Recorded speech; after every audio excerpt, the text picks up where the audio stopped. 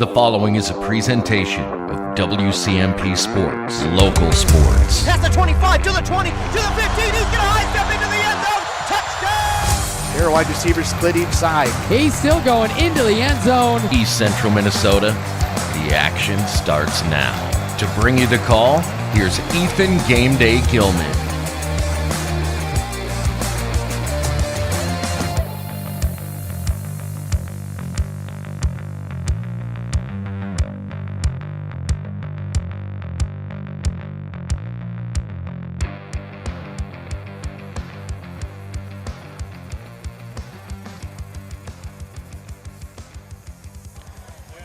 Game Day Gilman here in Grand Rapids, Minnesota for tonight's football game between your Pine City Dragons and the Grand Rapids Thunderhawks.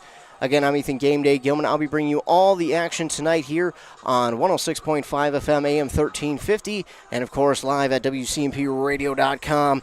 Again, I'm Ethan Game Day Gilman, bringing you all the action from tonight's football game. It's the first game of the season here for Pine City, a Friday night matchup here in Grand Rapids, Minnesota. A team they don't really see too often, but a team they will be playing against here tonight, and it should be a good one. Starting looking at the Grand Rapids Thunderhawks. They are in a tough section last year, had a really good season, and then got upset, unfortunately, by Cloquet. Cloquet went on to play North Branch in the section championship game, and North Branch came away with a victory there over Cloquet. So again, this the first game of the year for both of these teams, and it should be a good one as we take a look at both of these squads. Of course, Pine City plays in that Section 5 3A, where it's a new look section. Looking at it, it's Foley, Annandale, Mora, Pine City, Malacca, Spectrum, St. Cloud, Apollo, and St. Cloud Cathedral. Yes, it is a very different section now for Pine City. Many teams that they haven't played, like St. Cloud Cathedral, Apollo, Annandale they don't play during the regular season, but they've seen Annandale, Foley, Mora, and Malacca, and Spectrum before as well. But those are the teams that they will have in their section this year. So it'll be a little bit of a different look. So come playoff time, they'll be possibly playing someone new come October and into November. But again, Ethan Game Day Gilman out here, broadcasting live here in Grand Rapids, the home of the Thunderhawks. And I'm excited for this game here this evening. It should be a good one. Pine City looking to get off on the right foot. Both teams are, for that matter. But as we, again, take a look at both of these squads from last year, it was an 8-0 regular season for Grand Rapids. They were the favorite out of Section 7 4A to make it to the state tournament. Probably would have had a nice state tournament run had they made it. But unfortunately, again, they were upset. So 8-0 on the season. Their first three games were all pretty close. They defeated Mora by 6, 26-20. They beat Hermantown by 7, 35-28, and then they beat Cloquet by 13, and that's kind of when the ball started to get rolling. Then they beat Hibbing 63-0. Only beat North Branch by 3, 27-24, then put a beating on Duluth East, winning by 21. And then Rockridge and Duluth Denfeld, they both shut out on the road, 52-0 and 31-0. So looking at the playoffs, it looked like they were much the favorite going into those section playoffs. And again, didn't look like anybody was going to be standing in their way. The team that best looked like they had a chance was either North Branch or Hermantown. And Hermantown even lost in the first round to North Branch, but Cloquet, or in the second round I should say, but Cloquet came here to Grand Rapids and upset Grand Rapids 42-15. And then as we started to look at this section, it was like, well, now who's going to win this section? Who's going to take themselves to state representing Section 7 4A? And it was, in fact, North Branch who got the victory at home. They got a rare home section championship game against Cloquet, and North Branch was able to punch their ticket to the state tournament, beating Cloquet. So for Grand Rapids, returning a bunch of players from last year, a good senior class here for Grand Rapids. They've got a lot of young players as well that will be asked to have some varsity duties here this year, and they're hoping for a big jump from those younger players as well. But this is Grand Rapids team, another team who, again, looks to make it back to those section playoffs and make a deep run to the state tournament, hopefully, this season, as they were upset early in the playoffs last year. As we take a look at Pine City, again, for them last year it was 1-8. Their lone win came against Hibbing, 26-20 in the Howard Bowl. They had a close game against Proctor, probably one that they should have won, but they could not overcome some mistakes there in that one. They fell by 7, and they fell to Aiken 73-30, and North Branch 60-8. Otherwise, the last 3 games they were unable to get on the board and score the last 3 games of the season. Then they came into the playoffs against Mora, where they lost in the first round 35-0.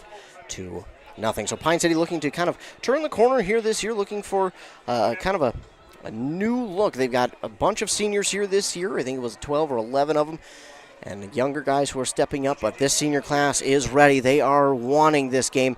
They have been preparing for this one for some time now, and speaking of that, I had a chance to talk with the Pine City co-head coaches, Nate Fort and Andrew Berger. And I appreciate so much them taking the time out of their busy schedules to do an interview with me. It is much appreciated. So we'll take a commercial break here. Word from some of our fine sponsors. Then we'll hear that interview with the co-head coaches Fort and Berger. And then when we come back, we'll be that much closer to kickoff here in Grand Rapids between your Pine City Dragons and the Grand Rapids Thunderhawks. So first, a word from our fine sponsors. Then we'll hear that interview with the co-head coaches Berger and Fort. You're listening to high school football on 106.5 FM AM 1350 Need WCMP. a quick, juicy, and tasty dinner idea? All week, grab a whole rotisserie chicken hot from the Daggett's Deli for $7.99 each. For that price, why not grab 2? See you at Daggett's in Hinckley. Are you looking for a position where your role impacts the community around you? Then look no further than Burnett Dairy Cooperative in Grantsburg, Wisconsin. Owned by the farmers in your community, Burnett Dairy offers numerous career options with various responsibilities and growth opportunities. Positions such as CDL drivers, who work closely with our farmers, cheese production, creating award-winning cheeses, and retail store clerks making someone's day better. Visit BurnettDairy.com and click on careers to join our herd. I'm now joined by the co-head coaches of the Pine City Dragons football team, Coach Fort and Coach Berger. First of all, thanks so much for joining me. Hey, thanks, Ethan. Thanks, Game Day.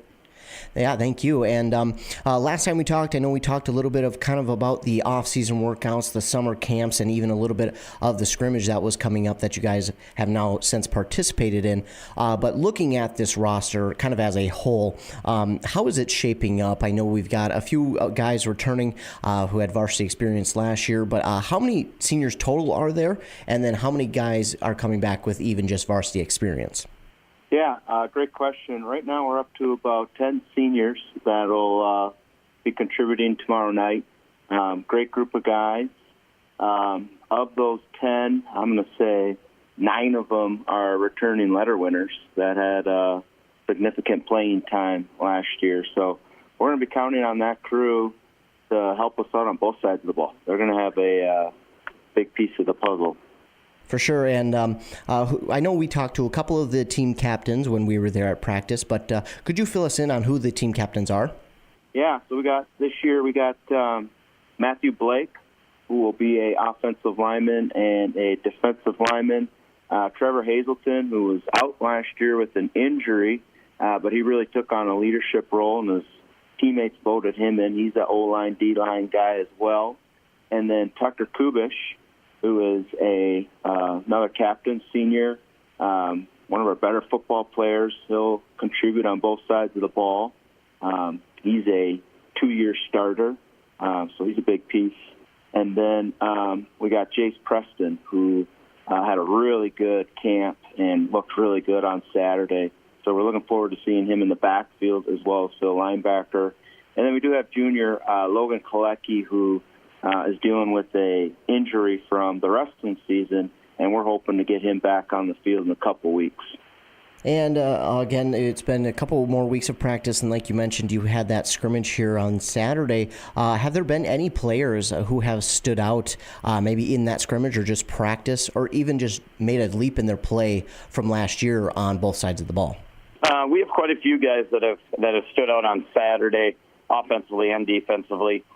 Despite having quite a few guys out for different reasons, we still got a great look at a lot of individuals. One guy that sticks out right away for me is a guy like Braxton Teets, who we didn't see at varsity much at all last year, and this year he's going to have a pretty big role on the varsity side of things, running the ball for us and playing defensive back. Another guy that stood out is Tucker Johnson, only a sophomore kid, but is showing physically he can handle both sides of the football as well and be a big contributor for us as we move forward here. Caleb Hall's really a kid that's developed a lot of skills in the last year at offensive tackle for us, and we look forward to his contributions as well. Yeah, I mean, I'm just looking at the depth chart. I can go through all kinds of guys, but from safety, sophomore Evan Denz, he was just running downhill and really kind of popped on the defensive side, just making some really, really awesome plays. Derek Kinn, outside linebacker, and he made some pretty phenomenal catches on Saturday. But I think he's going to show up tomorrow night. And then Merrick Overton, just steady on the end, steady defensively. So he's gonna help us out as well. Looking at that scrimmage, how important is that to have that kind of at the beginning of the season? You get to play some teams you won't normally play during the regular season, but they're local teams, but you also get your team a chance to kind of get into more of a game mode. So how important is that? Oh, it was a huge scrimmage for us. We don't get to see any of those teams that in reality are much smaller than we are. We just don't see teams of that nature, of that two-way football. Throughout the season, we used to play Moose Lake for years and had some great games with them. And unfortunately, we don't get to see Moose anymore, or even Rush City, only 9 miles away. We'd love to see those guys every year as well. Great staffs, great kids. So the kids know each other a lot more than when we go to Grand Rapids on Friday. And a lot of those competitive juices come out on a Saturday scrimmage. Even though it's only a scrimmage, when you get local like that, you know your only opportunity is a Saturday, you're going to take advantage of it. And I thought our kids did exactly that. We were able to evaluate a lot of different bodies at a lot of different positions, and I thought we came away with a lot of great intel on what we can do moving forward. Looking back to this roster, again, you talked about the seniors. So this is kind of a two-part question, but how important is it for these seniors to now lead this team and also to kind of teach the younger guys, but how important is it for those younger guys who will get varsity playing time just to get that valuable experience? Yeah, great question. Well, we're going to lean on those seniors, just like we do every year, to be the role models, to take the lead on the field, being great examples for our younger guys. You know, this year we're talking about expect our best, and our seniors are really taking that on, and we expect that every day in practice, and they're doing a great job of taking that lead, and our younger guys are following, and that's going to be important for them to see those guys and fill those roles and to support one another. Yeah. I think just competitive-wise, day in and day out right now, our seniors seem to be a very competitive group, and I think that's kind of trickled down all the way down to even our freshmen. When we get into a scrimmage-type tempo in the practice plan, it seems like everyone wants to compete and everyone wants to make each other better, and I think the end result is we should be better. And in talking with a couple of the captains, it felt like this team kind of really close-knit. Is that kind of the same feel for you coaches? I absolutely get that same feeling, and I thought we were a close group last year, despite only having 5 or 6 seniors there. But I just didn't realize it until this year how important those juniors were, and they've really encompassed that leadership role. And it's not a I lead, you follow every single time. It's I lead and we lead together. And they've really taken on those younger kids as underclassmen, rather than you're younger than I am, you're a part of us. And I thought that's pretty awesome. Yeah, I would also add this is also the first group that we had together as they were freshmen when we first started. And, we talk about the importance of relationships. And so these guys, having heard it 4 years, are now pushing that onto the younger guys. And you can definitely feel it. We're all in this together, and there's a unique relationship there. And for you coaches, what is maybe a goal or an expectation that you have for this team for the upcoming season? One thing I think we talk about is just competing. Competing regardless of the outcome of that play, that series, that quarter, or even the overall end result, is don't give up and continue to compete at the highest level. We keep using the phrase, change your best. You can always improve and you can always get better. And we try to reinforce that every single day is change your best from yesterday, and we should continue to grow. Yeah, I would also add we're not accepting the mistakes in practice. We redo the reps, and that's going to pay off on Friday nights when they go to compete. They'll have the right fundamentals down, and hopefully that goes to having more success. Shifting focus a little bit here to tomorrow night's game against Grand Rapids, what is something that you would like to see from this team tomorrow night? Obviously, week one, still going to be ironing some things out, but what would you like to see from this team tomorrow night? I think offensive side of the ball, we want to establish the line of scrimmage a little bit more than we were able to last year. I know Coach Foster and Coach Stoltz have worked very closely with that and spent a lot of time with our O-line guys on just shoring up those steps and techniques. I think we need to control the line of scrimmage is going to be a big factor for us in being able to – we don't need the big plays. We need to be consistent with our plays and then eliminate turnovers. Turnovers last year, we averaged 3+ turnovers per game and a lot of careless ball handling. So we've really focused on taking care of the football on the offensive side of things. Yeah, I would say defensively it's all about being more aggressive, being able to finish the tackles and then limit the big plays. Force that offensive team to maintain possession of the ball and go 8 to 10 plays, use up the clock. That'll give our offense a chance. And what is something that you expect to see from this Grand Rapids team? Obviously a team that you don't normally play, but now getting an opportunity to play them tomorrow night. What is something that you expect to see from them on either side of the ball? I would say defensively, we've seen a 4-4 defense, even fronts before. But I think one thing that they have going for them is their depth. They have 20-plus seniors on that side of the ball, and so they're going to be able to come in waves of different guys. So we anticipate us having to be playing a lot versus those guys on the other side, maybe perhaps getting a few more breaks. So we're going to have to be strategic on our side of the ball and give our guys breaks when we get an opportunity. But I think just the pure size of the Grand Rapids and numbers is something that does concern us a little bit moving into this week. But in the end result, it's 11 versus 11. Yeah, offensively, you're going to see them. They're going to do a nice job of mixing up their run and pass. They like to run a little triple option. So you're going to see that game, so we've been buckling down on how to defend that. But they're also going to open up the playbook and spread you out and try and chuck the ball down the field. So they can do a little bit of everything, and they're just going to find the one thing that they're good at, and they're going to focus on that. So we got to be ready to make the adjustments as needed. Last one here for you, coaches. Obviously, of course, week to week, that is the mantra. We don't look too far ahead. But are there any games that you have on the schedule that you're looking forward to, or that maybe you have circled on the calendar? Offhand, I would say I don't know if there's any one game that sticks out for me. When you have a schedule like we do, where it's stacked pretty heavy with competition all the way throughout, you just work game by game. We're looking forward to Rapids, to be honest. We've heard Pequot's a phenomenal team, but right now it's focused on Friday night. For me specifically, I just try to focus on what can we do this week to put ourselves in an opportunity to be competitive and successful. So for me personally, I don't have anything that I've circled and said, that's the one we need to get this year. We need to get every week. Yeah, I would concur. I would say it's almost a daily, how can I get better today? How can I be a better coach today? How can I help these guys be better football players, better men today? So I don't know if I got any games circled, but it's just about each day trying to get better, 1% better each day. Thank you guys so much for doing this interview, taking time out of your day. It is greatly appreciated. You bet. Thank you. Your journey to smile with your forever starts at Embrace Orthodontics. The team at Embrace is committed to providing world-class care and a remarkable orthodontic experience. Choose between custom Light Force braces or Invisalign clear aligners with locations in Pine City, Lindstrom, and Cambridge, and a plan to fit your budget, whether you have insurance or not. Embrace Orthodontics will make your smile journey comfortable, convenient, and customized just for you. Visit EmbraceMN.com today to find out how to set up your free exam. EmbraceMN.com. Embrace Orthodontics, a smile you will embrace forever. Hockey practice, running a business, heck, just enjoying your life. You've got better things to do. Let Jeff's Outdoor Services handle your lawn care and landscaping. Your home, your cabin, your business, they got you covered.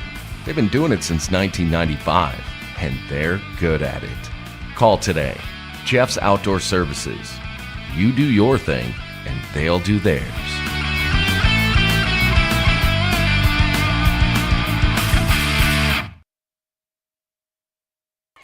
Back here on 106.5 FM, AM 1350.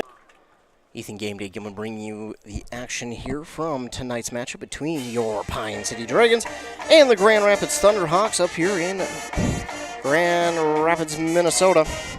Even my Google machine got confused because I typed in Grand Rapids weather and it went to Michigan. No, it's not Michigan tonight. It is Minnesota.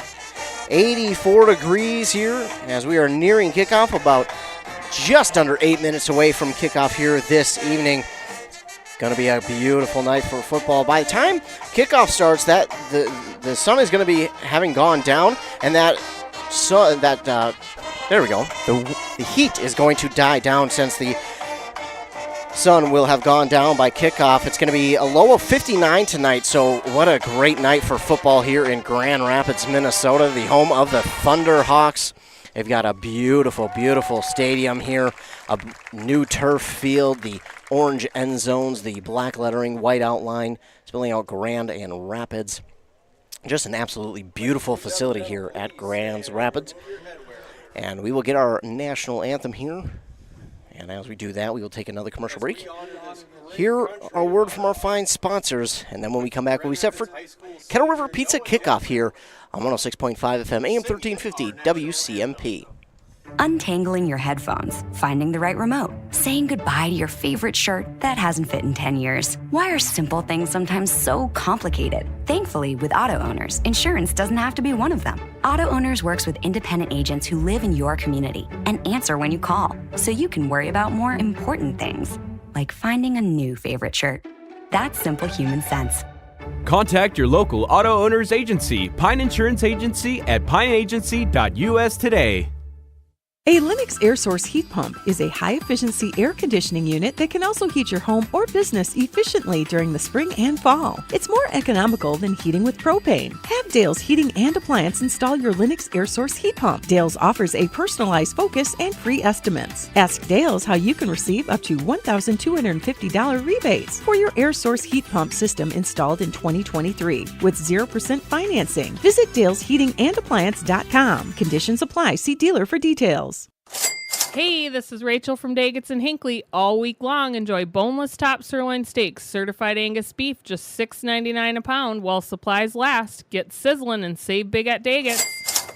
A&W Restaurant Pine City is still making fresh root beer, that signature item since 1919. It's still made fresh and on-site with real cane sugar and a blend of secret ingredients. It doesn't get any better than this. Their world-renowned A&W root beer is a classic treat, and they can top it off with creamy vanilla soft serve to be known as the famous A&W root beer float. Now that's smooth, tasty, and refreshing. An American iconic A&W root beer float. It never tasted so good. A&W Restaurant Pine City. Come grab your root beer float today. Kettle River Pizza is a proud supporter of sports teams and community organizations. Local groups and teams across the state have had amazing success with Kettle River Pizza fundraising. From sausage and pepperoni to chicken Alfredo or the hot Hawaiian, the cheesy deliciousness practically sells itself. Visit KettleRiverPizza.com to schedule your next fundraiser. It's so easy to get started. Got a pizza craving now? Pick up a Kettle River Pizza at your local grocery store or convenience store today. It's time for your local news on WCMP. I'm Eric Van Rainen. And I'm Joe Keyport. Changes to the state legislation have led the Kanabec County Sheriff's Office putting its school resource officer program on hold. Reporter Eric Van Rainen has the story. Kanabec County Sheriff Brian Smith said the Sheriff's Office will put its school resource officer program on hold after changes were made during the Minnesota legislature. The Kanabec County Sheriff's Office has a shared officer between Mora and Ogilvie schools.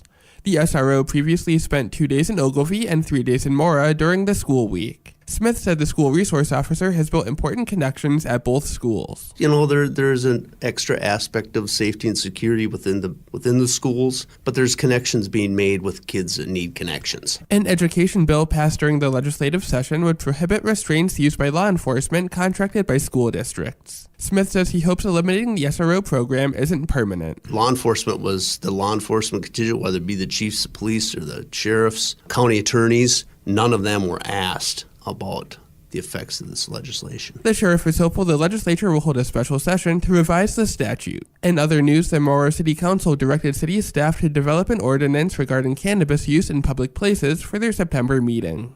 The council heard an update from the Cannabis Committee during its meeting in August and were presented with a template for what the city measure might look like. Mayor Jake Matheson said he'd like to see a specific definition for sidewalks in the draft ordinance to delineate public and private property. The council also considered including cannabis with the city's existing public use ordinances on tobacco and alcohol. Matheson said when an ordinance is passed, it will likely need to evolve over time. A Dalbo man has had his charges upgraded in a runaway teen case. With the details is Joe Keyport. Sean Bellock, the 37-year-old Dalbo man involved in a case of a runaway Forest Lake teen, has additional counts added to his felony depriving custody or parental rights charge.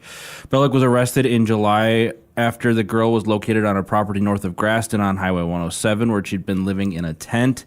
According to the criminal complaint, the suspect had previously dated the girl's mother. During a following investigation, law enforcement learned that Bellock had used the search terms shed, room for rent, hunting land, and army tent. He also reportedly messaged a campground about the availability of a camper where he said one of his kids would live there while he worked. He also reportedly searched how old Mary was when she married Joseph in the Bible. A search of the juvenile's cell phone revealed videos of Bellock and her together in the tent, along with texts of Bellock reportedly asking her what it was like dating someone 20 years older. Further messages from the teen involve her describing her feeling anxious and frustrated due to the heat and mosquitoes from living in the tent. Bellock is now facing 3 charges, including kidnapping and soliciting a child to engage in sexual conduct.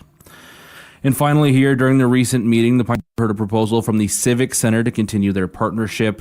The district had been leasing portions of the building for the district's ALC, Alternative Learning Center, for the last 10 plus years. The addition was designed to be converted into locker rooms and bathrooms and a multi-use space. During the presentation, Civic Center Representative Marcos Casano says he's hoping the district will still use the available space. The hope is that Kettle River Pizza loves supporting all the local teams. And if your team is interested in fundraising, well, they've got you covered. Kettle River Pizza has years of experience in fundraising for local teams, organizations, and clubs, and they would like to help you too. With their experience and the fact that Kettle River Pizza is an easy sell, your fundraiser is bound to be a great success. Visit Kettle River Pizza online and click on their fundraising tab. Kettle River Pizza, a winner every time. Grab a few at your local convenience or grocery store for after the game. There's the boot on your Kettle River Pizza kickoff. Freilich was back deep to return. Instead, it's going to be taken by one of the up back. That is number 11, Jackson Rabers, who will take it up past the 35 to the 37. And that is where the Rapids Thunderhawks will take over. Kettle River Pizza is a great way to fundraise for your team. Visit KettleRiverPizza.com to get started. Also, Kettle River Pizza is a deliciously local made frozen pizzas. Pick one up on your way home from the game tonight or stop in the Ascove location. Buy in bulk and save. So here we go. The Pine City Dragons set to go against this Grand Rapids Thunderhawks team.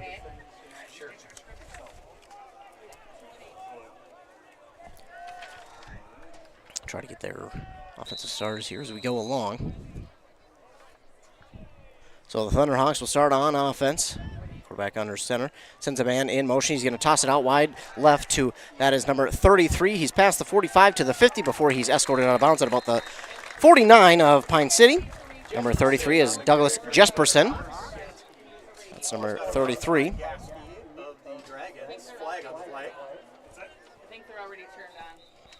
So Jesperson on the carry, but looked to be a flag down on the play. Ball spotted at the 50-yard line. It'd be a gain of 12 for Jesperson, but we'll await to see the flag. It's holding on the offense, so he raced the 12-yard run from Jesperson, and that'll move him back.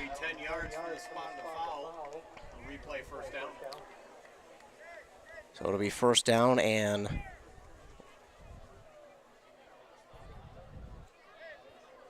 looks like it's a spot foul, and they'll move it back to the 28. So all the way back to the 28-yard line. It's going to be first and 20. 11:49 to go here in the first quarter. 28-yard line for the Thunderhawks.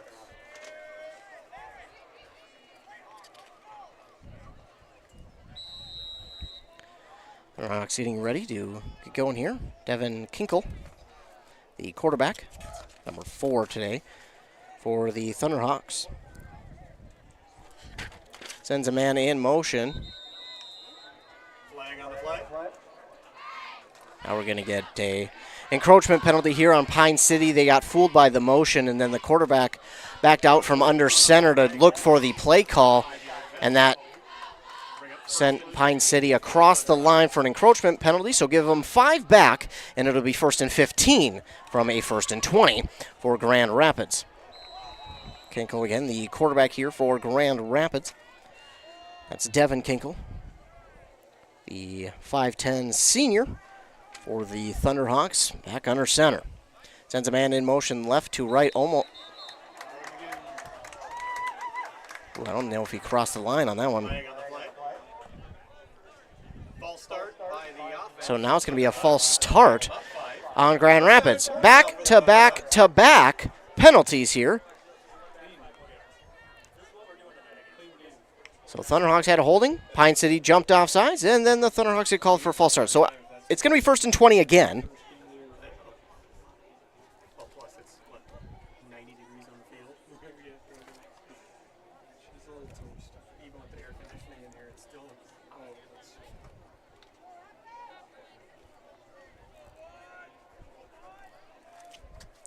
Grand Rapids will get set to do it again. 1st down and 20. Hinkle takes the snap, hands it off, up the middle. He's going to fall forward. I think they blew that whistle just a tad too early. I think he was still falling forward on that one. The whistle, I think, blew just a split second too early, but he does fall forward to the 31-yard line. It's a gain of 3.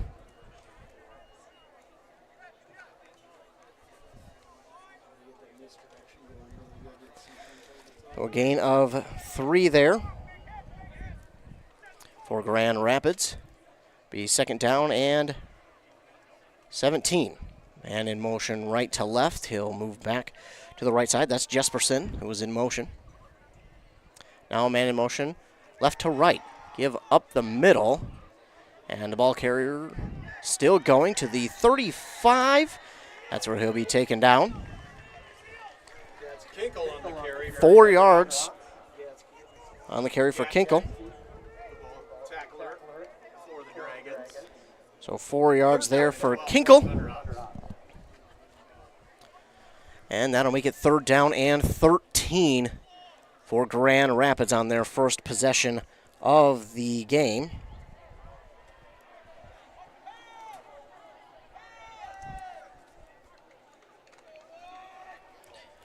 Third and 13. Grand Rapids makes their way to the line. He's got a receiver wide out left and right. Top and bottom of your screen. Kinkle takes the snap. He's got a man coming underneath on the drag route. Caught it at the 36. Bounces outside at the 40 to the 45, 50. High steps at the 45 and pushed out of bounds on the Pine City 42-yard line. Gain of 22. Pushed out of bounds by Yatsky of the Dragons. Gain of 22 there for Morgan McLeod Carlson.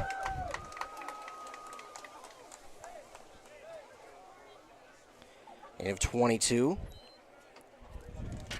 And a 1st down and 10 now for the Rapids Thunderhawks. Takes a snap, gives it up the middle, past the 40, shakes a tackle at the 38, and falls forward to the 36.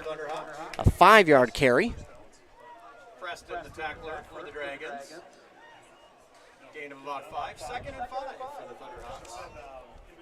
At the Dragons, 42-yard line. Excuse me, 37. So 2nd down and 5 here for Grand Rapids. Just under 8.5 minutes to go here. First quarter. Grand Rapids on the move. Kinkle under center will hand it off up the middle again. A nice push from that offensive line will get him past the.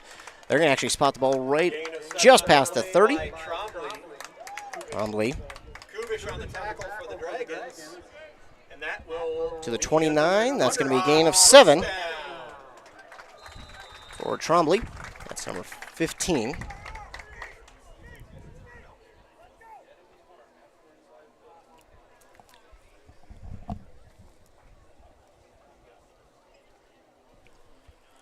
And in motion Motion again. It's a misdirection this time to Jesperson. Jesperson cuts it back outside at the 25 to the 15. He is gone. Jesperson from 29 yards out. It's going to be a touchdown for Grand Rapids. They will take a 6-0 lead here over Pine City on the Jesperson carry for a touchdown from 29 yards out. Thunderhawks lead 6-0 here in the first quarter with 7:51 to go on that Embrace Orthodontics scoreboard. Embrace Orthodontics, custom braces or Invisalign with 3 locations in Pine City, Lindstrom, and Cambridge. They will go for the extra point. Racine with the kick attempt. Here's the snap, spot down, kick is up, and it is good. So Racine makes the extra point, and it is 7-0 here in favor of the Thunderhawks on that Embrace Orthodontics scoreboard. Embrace Orthodontics, their doctors are committed to providing world-class orthodontic care in a friendly and comfortable atmosphere. Start today at embracemn.com. The Grand Rapids, a couple penalties there on that one, but they go down the field and score on their first possession on a couple of good runs. Jesperson, though, would wind up getting the 29-yard rushing touchdown for the Thunderhawks as they will take the lead early in this one. Again, 7:51 to go on the Embrace Orthodontics scoreboard here in the first quarter. Thunderhawks will get set to kick off, and Pine City will get set to return.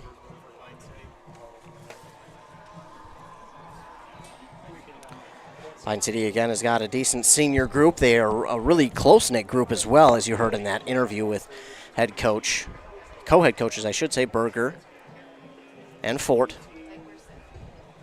And it'll be Braxton Peets back deep to return, along with Evan Denz. Denz and Peets back deep to return for Pine City.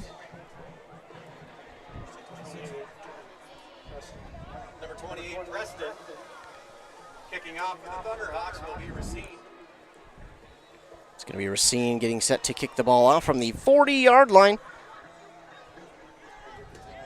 Racine gets in position. There's the whistle. And there's the boot. It'll be taken by... No, it won't. Preston. He may have lost that. It's going to be Pine City ball. So Preston, that bounce kind of fooled him a little bit. He was able to get on top of it, luckily, but Grand Rapids got down there in a hurry, and man, oh man, he's lucky he did, because lucky he got back on top of that, because that was disastrous. So the ball will be spotted on the 27 for Pine City. That's where they'll take over on offense with 7:49 to go. Pine City and take over. RT give off to the left side. That's Braxton Peets on the carry. He goes nowhere.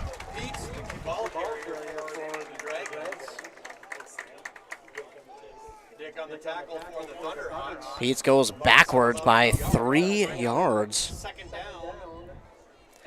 So it'll be 2nd and 12 for Pine City.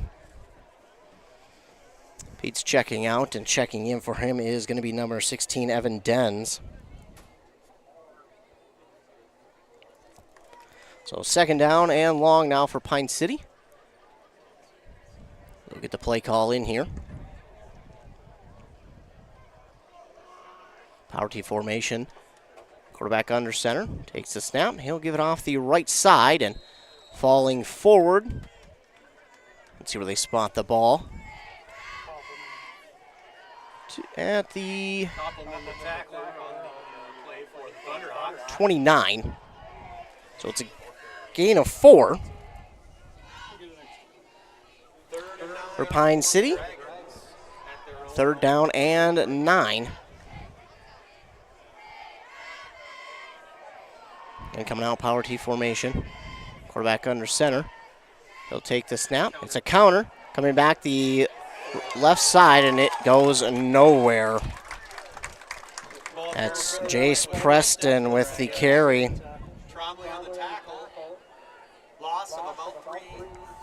He lost 3 on that one. And it'll be an early 4th down for Pine City.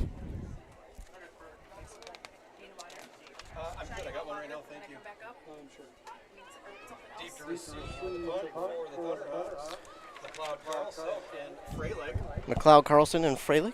No, I'm okay, thank you. And Wiener nearly didn't get that one off, but he does. It'll be taken in at the 47-yard line by Grand Rapids on the punt return. And they'll take it to the 41-yard line.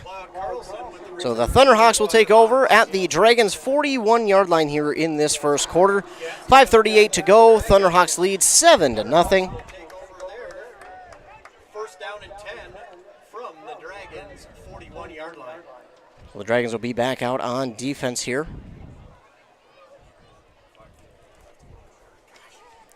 Three penalties there on that first drive for Grand Rapids.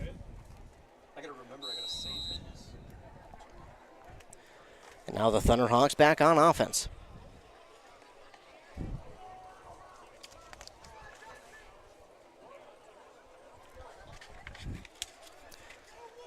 Jesperson in motion. Instead, it's a give up the middle to Trombley, and Trombley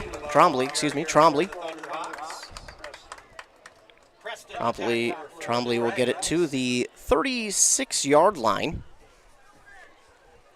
Gain of about 5 for Trombley. That'll make it a 2nd and medium. Ball in Pine City territory. Dragons going to have a tough task here on this defensive possession, trying to get the ball back for the offense. High formation here for Grand Rapids. It's a give up the middle again to Trombley. Running hard through a tackle at the 30. Fights for some extra yards, and he'll be brought down at the Pine City 29-28. Let's see, they might even spot it at the 27? Yeah, at the 27. It's a 9-yard gain there for Trombley. Grand Rapids is moving the ball at will right now against his Pine City defense. We heard that was one of the things that co-head coaches wanted to see was this defensive line fire out. They're going to pass the ball this time. And there's a fumble. It's a strip sack fumble. No one's on top of it yet. Pine City will recover. The strip sack is going to go the way of Pine City. Johnson, the tackler on the play. Or will it? We have a whistle. No, they're going to say it's incomplete. Wow. Thunderhawks maintain possession. That'll bring up We don't have a replay, so we can't tell how close it was, but when it happened, it was pretty close, but I thought it was more leaning fumble, but they're going to overturn it and call it an incomplete pass, and got to enjoy when the referees come together to talk about something, talk it over. Grand Rapids will line up with it. It'll be 2nd down and 10. Give up the middle to Trombley. Trombley past the 20, breaks a tackle, dragging a defender past the 15 to the 13-yard line. A gain of 14. on the tackle for the Dragons. Gain of 13 and another Thunderhawk first down. So the ball is at the Dragon 13. We're in the now Roddy Motors red zone. Roddy Motors in Mora, voted best dealer in Kanabec County 2 years in a row. That's a repeat champion. Roddy Motors, 100 Pine Street in Mora.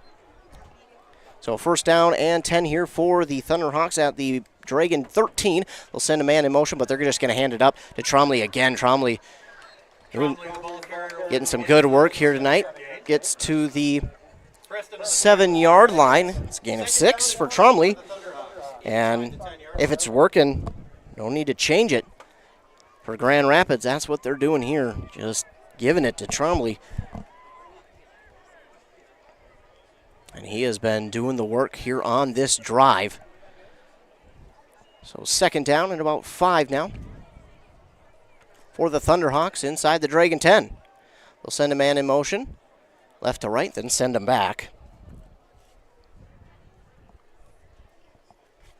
Send a man in motion right to left. They'll just give it up again to Trombley. Trombley breaks through some tackles and gets into the end zone for a touchdown from 7 yards out.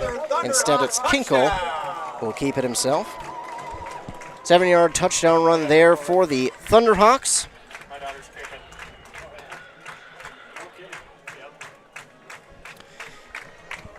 And it's 13-7. So the Thunderhawks will go for the extra point attempt.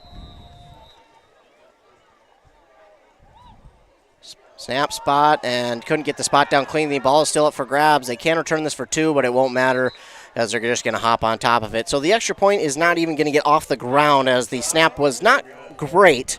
So not a good snap leads to a extra point that really didn't even get to be tried. But it will make it 13-0 on that Embrace Orthodontics scoreboard. Embrace Orthodontics leaves you with a smile you'll embrace forever.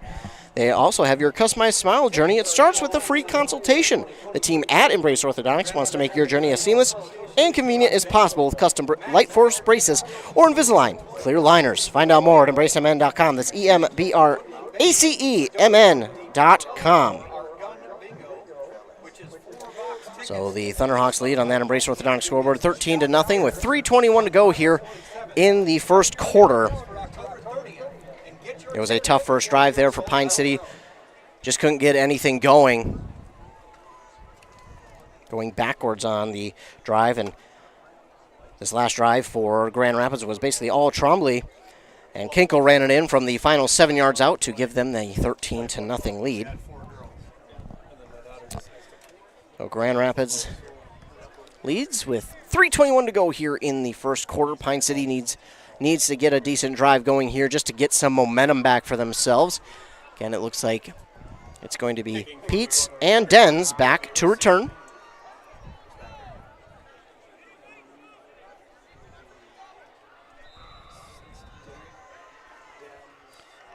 And here's the boot.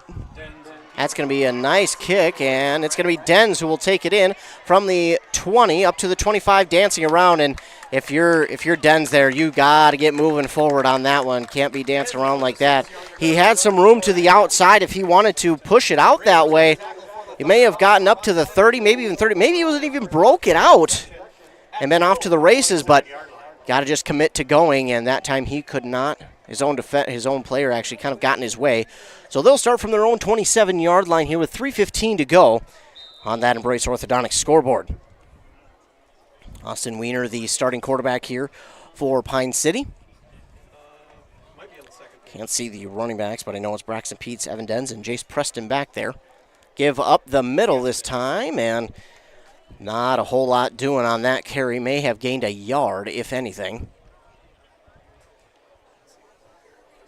Looks like they will give him a yard. And 23 looked to be on the carry, maybe. That's Tucker Johnson.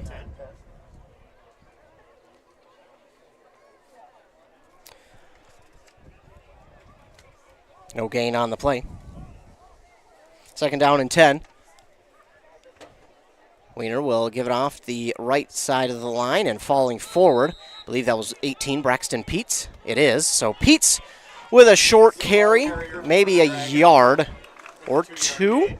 They'll give him 2. So Peets with the 2-yard carry is going to be 3rd down and 8 with 2:21 to go here in the first quarter.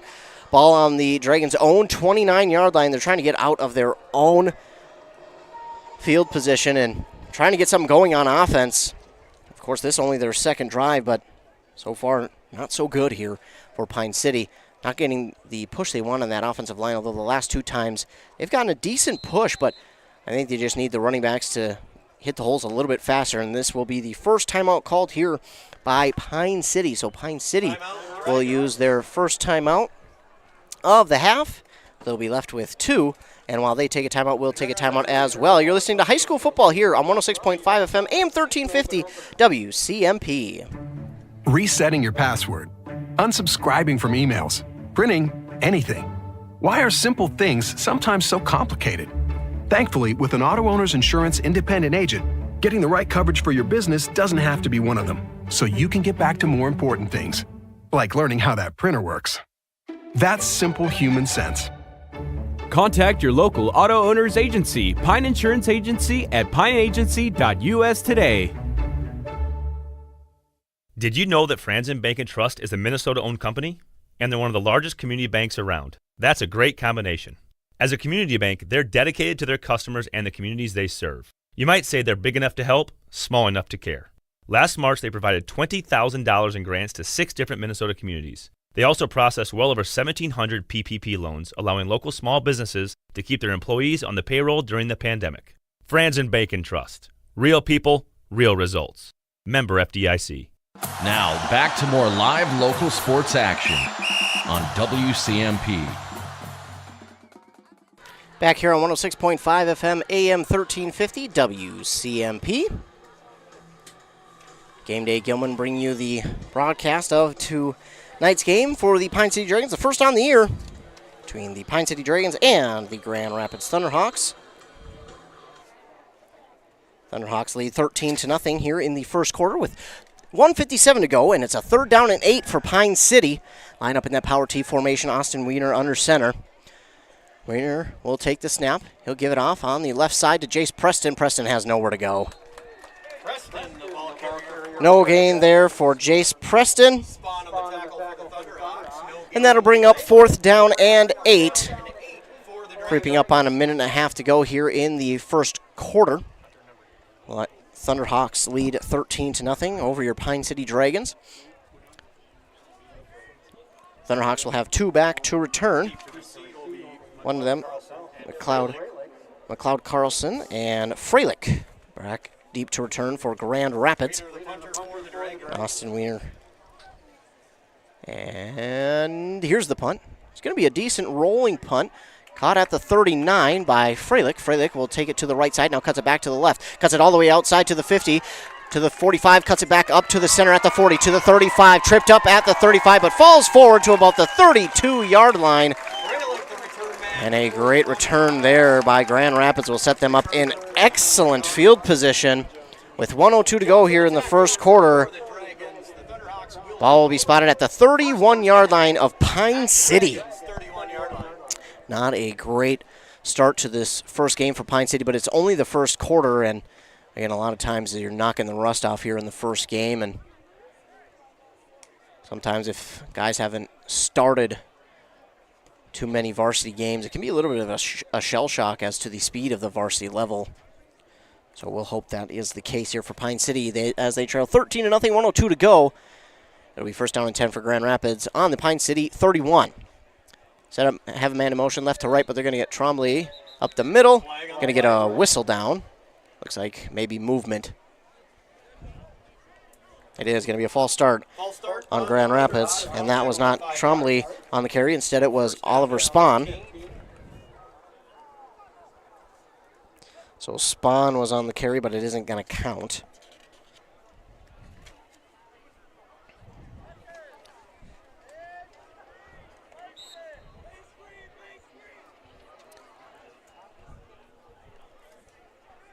Thunderhawks will set back up. 1st and 15.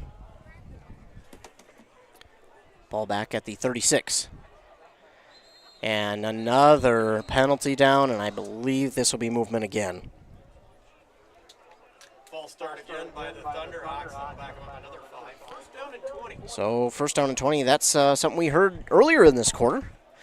The Thunderhawks were able to overcome that, and then they eventually booked it down the field and got into the end zone on a Kinkle 7-yard touchdown run. That would be the first touchdown of the game for them. Then it was Jesperson who got their second one from 29 yards out. 50 seconds to go here in the first quarter. Thunderhawks lead 13-0. Looks like we're going to put a little bit more time back on there. Minute and 1 second. So now that that's set, the Thunderhawks will be able to get back to the line of scrimmage and get this play off. Pine City, they've got to use this to their advantage now. They've got them backed up 1st and 20. They need to put pressure on the Thunderhawks. Give up the middle. Nope, it's going to be Kinkle who keeps it. And he got hit hard, but then he falls forward to the 36-yard line. A gain of 5 for Kinkle. He got hit initially at about 2 yards and then fell forward, picking up 3 more. And if you're the Dragons, you want to see a little bit better tackling than that. Got to get low. Can't just throw them forward because that's how Grand Rapids is going to use that to their advantage. It's now 2nd and 15. Landon Ganote on the tackle for Pine City. Grand Rapids 2nd and 15. Ball at the 36. They're going to give it up the middle. No, it's going to be Kinkle who keeps it again off the right side. He gets past the 35 to the 32. 31-yard line is where they'll spot him. A gain of 4 for Kinkle. And we're now 10 seconds to go here in the first quarter. We might just see Grand Rapids wait this quarter end out. And that's what we will do. So we will switch sides of the field. Grand Rapids, instead of going left to right, will be going right to left when we come back. That's the end of the first quarter here in Grand Rapids. The Thunderhawks lead over your Pine City Dragons 13-0. We'll take a commercial break here. We're from our fine sponsors. You're listening to High School Football on WCMP. Resetting your password, unsubscribing from emails, printing anything. Why are simple things sometimes so complicated? Thankfully, with an Auto Owners Insurance independent agent, getting the right coverage for your business doesn't have to be one of them, so you can get back to more important things, like learning how that printer works. That's simple human sense. Contact your local auto owner's agency, Pine Insurance Agency, at pineagency.us today. Did you know that Franzen Bank and Trust is a Minnesota-owned company? And they're one of the largest community banks around. That's a great combination. As a community bank, they're dedicated to their customers and the communities they serve. You might say they're big enough to help, small enough to care. Last March, they provided $20,000 in grants to 6 different Minnesota communities. They also processed well over 1,700 PPP loans, allowing local small businesses to keep their employees on the payroll during the pandemic. Franzen Bank and Trust. Real people, real results. Member FDIC. Daggett's Fresh Foods is helping with your barbecue. All week long, get frozen baby back ribs for $2.99 a pound, whole seedless watermelon for $4.99 each, and fresh Minnesota sweet corn, 10 for $4.99. Come in and save big in Hinckley this week. Now, back to more live local sports action on WCMP. Back here on WCMP.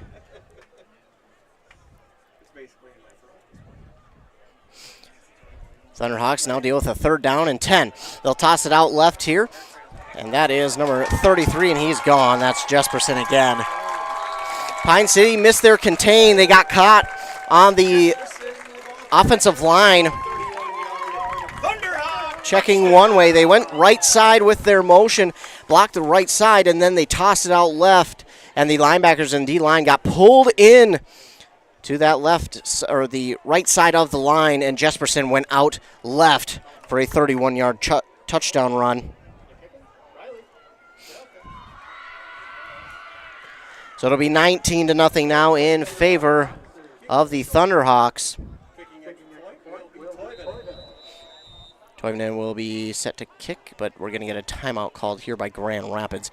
That'll be their first of the evening. They'll be left with 2 as well. Both teams will have 2. It's, again, 19-0 in favor of Grand Rapids. Pine City, again, lost their contain on that one. The motion of the offensive line went right. They blocked right, but the toss went left to Jesperson, and Pine City was just so sucked into the right side of the play, they had no chance of getting back outside. And that stuff can be coached, though. That stuff you can learn. About staying home, staying in your spot. They would have had a couple of guys out there, but unfortunately they got sucked into the play in the middle when the toss went left, wide left, and Jesperson had an easy walk-in touchdown. 19-0, 8 seconds into this second quarter. 11:52 to go on that Embrace Orthodontics scoreboard. Waving into kick, snap spot down, kick is up, and it is good.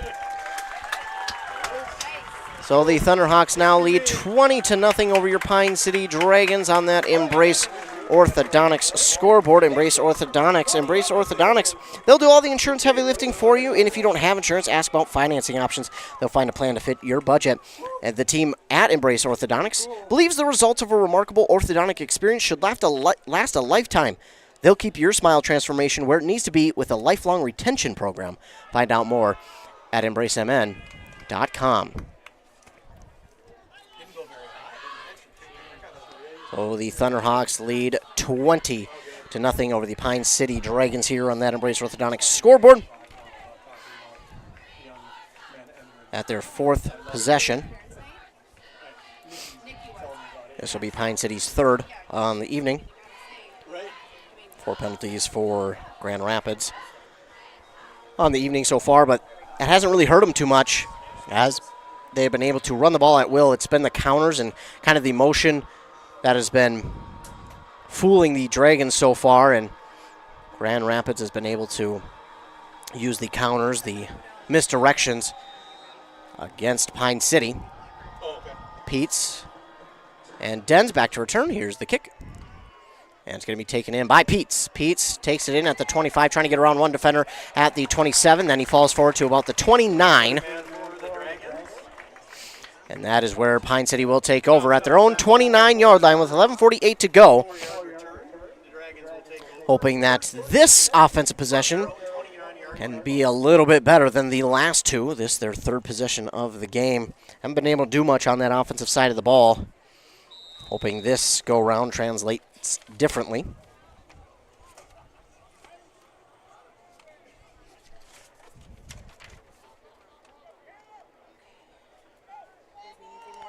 Wiener under center. Wiener gives it up the middle. A nice push initially, but then the Thunderhawks wrap him up. And that is 23. That's Tucker Johnson on the carry. A gain of 2 for Johnson. So it'll be 2nd down and 8 now for Pine City. Ball on their own 31-yard line.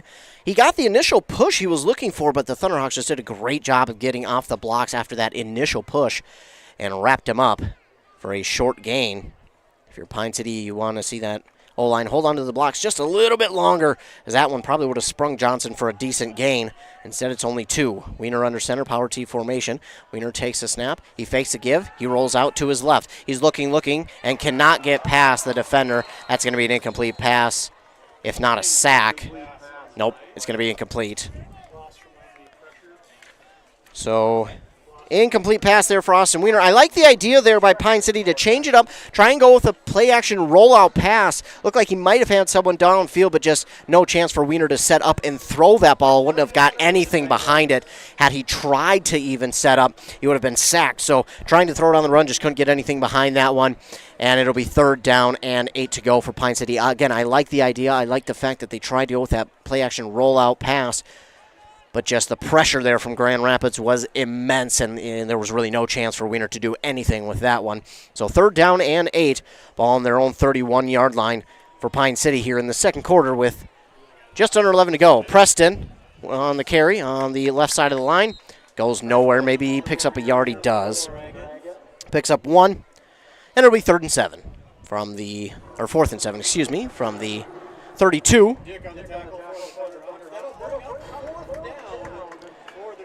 So 4th down and 7, ball at the 32-yard line, 10:56 to go. I don't think the clock ran on the last one. 20-0, Dragons trail. Austin Wiener going to punt it away. Freilich. Last time he returned a ball, it was an absolute stunning return. Wiener, just got that one away. It's going to bounce at the 47 and then roll out near the 50. That might put Grand Rapids in their own territory, depending on where they spot the ball. They'll spot it at the Thunderhawks' 48-yard line, so that's where the Grand Rapids Thunderhawks will take over with 10:29 to go here in the first half on that Embrace Orthodontics scoreboard. Embrace Orthodontics custom light force braces or Invisalign clear liners with 3 locations in Pine City, Lindstrom, and Cambridge. EmbraceMN.com. Fourth.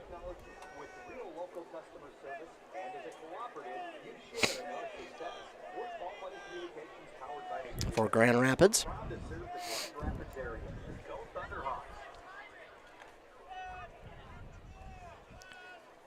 Thunderhawks set up on their own 48-yard line.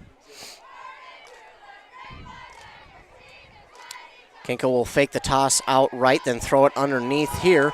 And I believe that is number 15, Trumley, on the catch and run. There's a flag, and it looks like it's going to be on Grand Rapids because the coaches are getting after one of their players. Pretty upset. It must be something like a block in the back or a hold deep downfield because the coaches were steaming. And it is going to be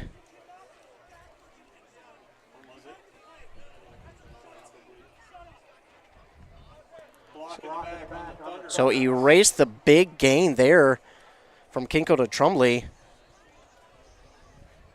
And now we got to figure out where the ball is going to be spotted. It looks like it'll be from where the flag was down. Push it all the way back to the Dragons 47.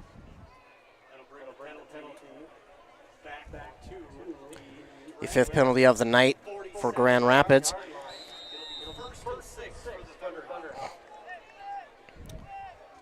So the penalty pushes it back instead of 1st and 10 at the inside the Dragons 30. It'll be 1st and 10 at the Dragons 47. 1st and 6, excuse me. Kinkel under center. Sends a man in motion right to left. He'll fake the give out that time. Looking to his right. He's got a man deep looking for him, and it is caught! Caught, and that is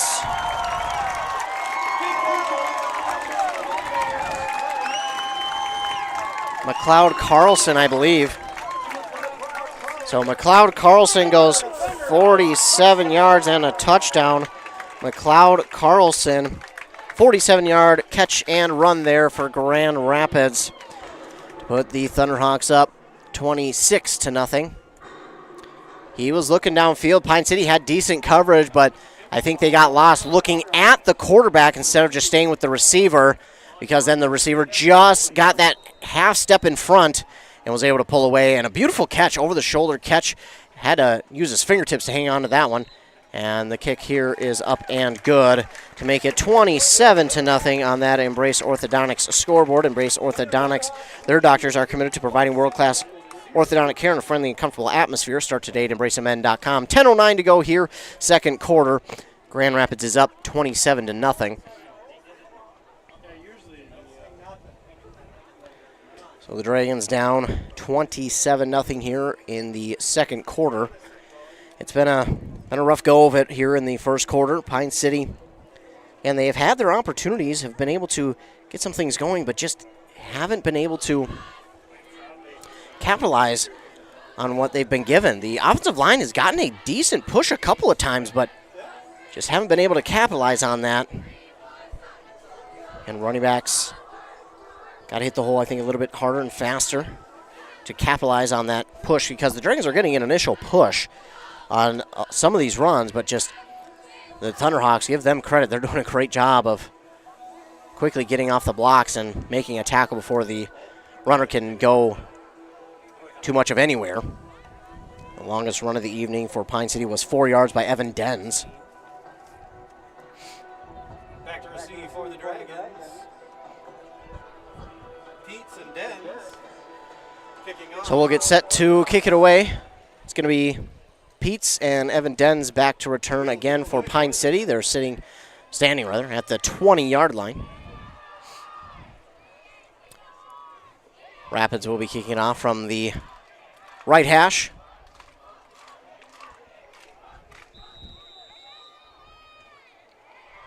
Thunderhawks ready, and here's the boot. This one going to get downfield. Looks like Denz will take it. He'll get up past the 30 and take it down around the 32-yard line. So Denz on the return. About the 30. 32, 33, 32 and a half, we'll call it. They'll bring up first down and 10 for the Dragons. Dragons again in their own territory to start this drive. 10:06 to go. Plenty of time here in the second quarter to get something going to try and gain some momentum here before the half. But Grand Rapids has just been doing a great job on offense of moving quickly. Wiener under center sends a man out in motion from right to left. Give up the middle past the 35. A decent gain there to the 35 and a half. They'll put it right at the 35, in fact. That again was Tucker Johnson on the carry. Gain of 2. Again, a nice push. Stuck his head down and tried to gain more, but that Thunderhawk defense, something they do really well is once one gets to the ball, they all get to the ball. So it's hard to get any kind of momentum falling forward. Wiener under center once again. Power T formation. Oh, and that's going to be Pine City penalty. That's going to be on number 77, Caleb Hall, the senior. That'll be a false start. Push him back 5. It'll be 2nd and 13. So Caleb Hall with the false start penalty, one of the seniors here for Pine City. That'll make it again 2nd and 13. Ball on the 30. Ball sitting on that far left side hash of Pine City. Pine City going left to right on this drive. They'll give it up the middle, nowhere to go. Maybe falls forward for a yard. Does the ball carrier there.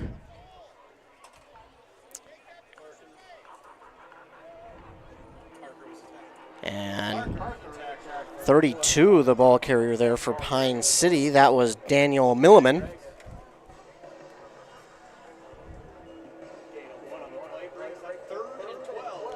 So Milliman checks in, gains a yard on his first carry. That'll make it 3rd down and 12. From the 31-yard line. Under 9 minutes to go here in this first half. Dragons trail 27-0 to the Grand Rapids Thunderhawks. Austin Wiener sets up. Power T. Gives it off up the middle and dancing in the backfield trying to find some room to run. He does, falling forward to about the 33. That's about it. And it looks like that one was Evan Dens. Dens on the carry to the 33, a gain of 2, and that'll bring up 4th down and long for Pine City. Wiener will get set to punt it away again. Freilich, along with McLeod Carlson, back deep to return. Do have a whistle on the field.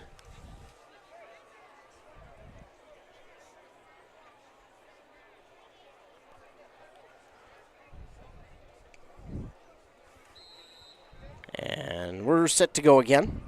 So 27-0 is the Thunderhawk lead. And now we've got a flag and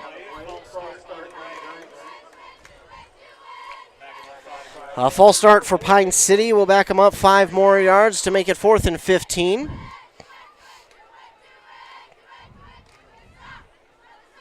Ball will be spotted at the 28-yard line. Dragons will get set to punt it away. Rapids has his chance again to be in good field position. Wiener will receive the snap. He had pressure, it was blocked, and Grand Rapids falls on it down at the 10. So Grand Rapids falls on top of it, recovers it at the 10-yard line, and the Thunderhawks will take over in excellent field position.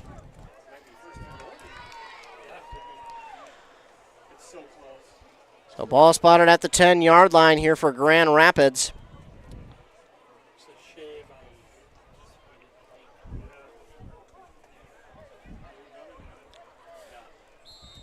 Kinkle and company will get back out on offense.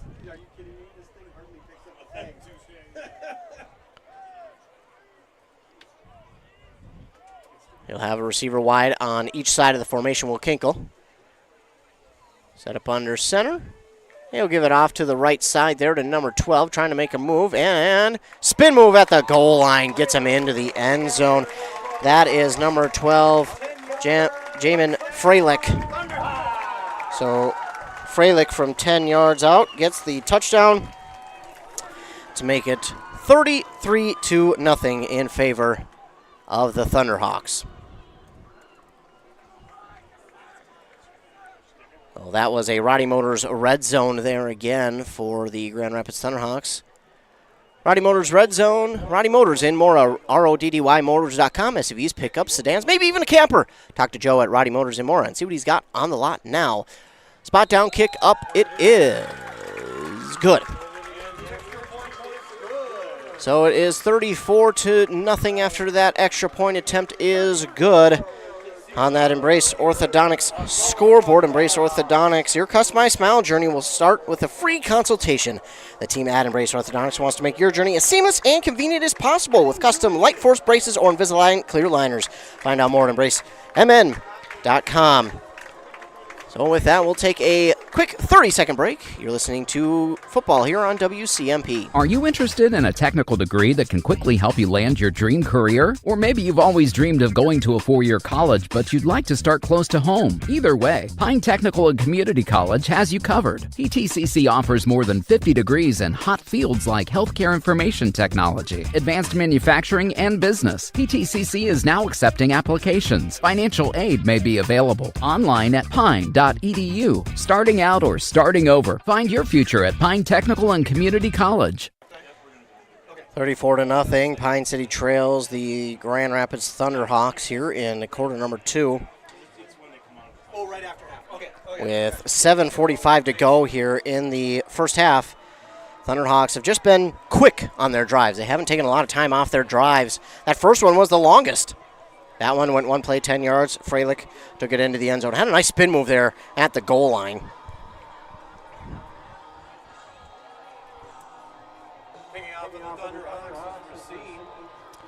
Peets and Dens back to return for Pine City. Looking for a good return here. Get them some better starting field position. And there's the boot. It's going to be bouncing at the 25. And that was Peets on that far side. Had to quickly pick it up again before Grand Rapids got on top of it. Grand Rapids has done a great job tonight of getting down there quickly. Nearly stole the ball back on the kickoff. Ball will be spotted at the 26 now for Pine City. That's where their drive will start. 7:42 to go here, second quarter. First down and 10 for Pine City.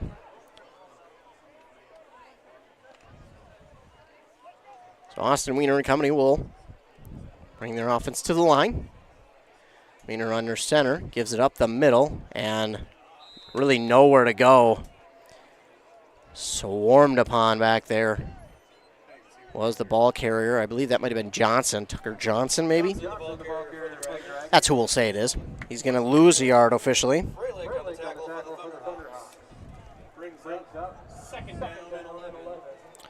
A.J. Austinson is out there as well for the Dragons. He'll now take a trip to the sideline for a breather. Second down and 11, ball at the 25. Closing in on 7 minutes to go here, first half. Wiener takes the snap, going to give it off the left side of the line. Again, a nice push, and he'll drive forward. He's going to get near the 30, if not the 30, so a decent 5-yard gain there by the ball carrier. And ball carrier that time, I believe, was Johnson.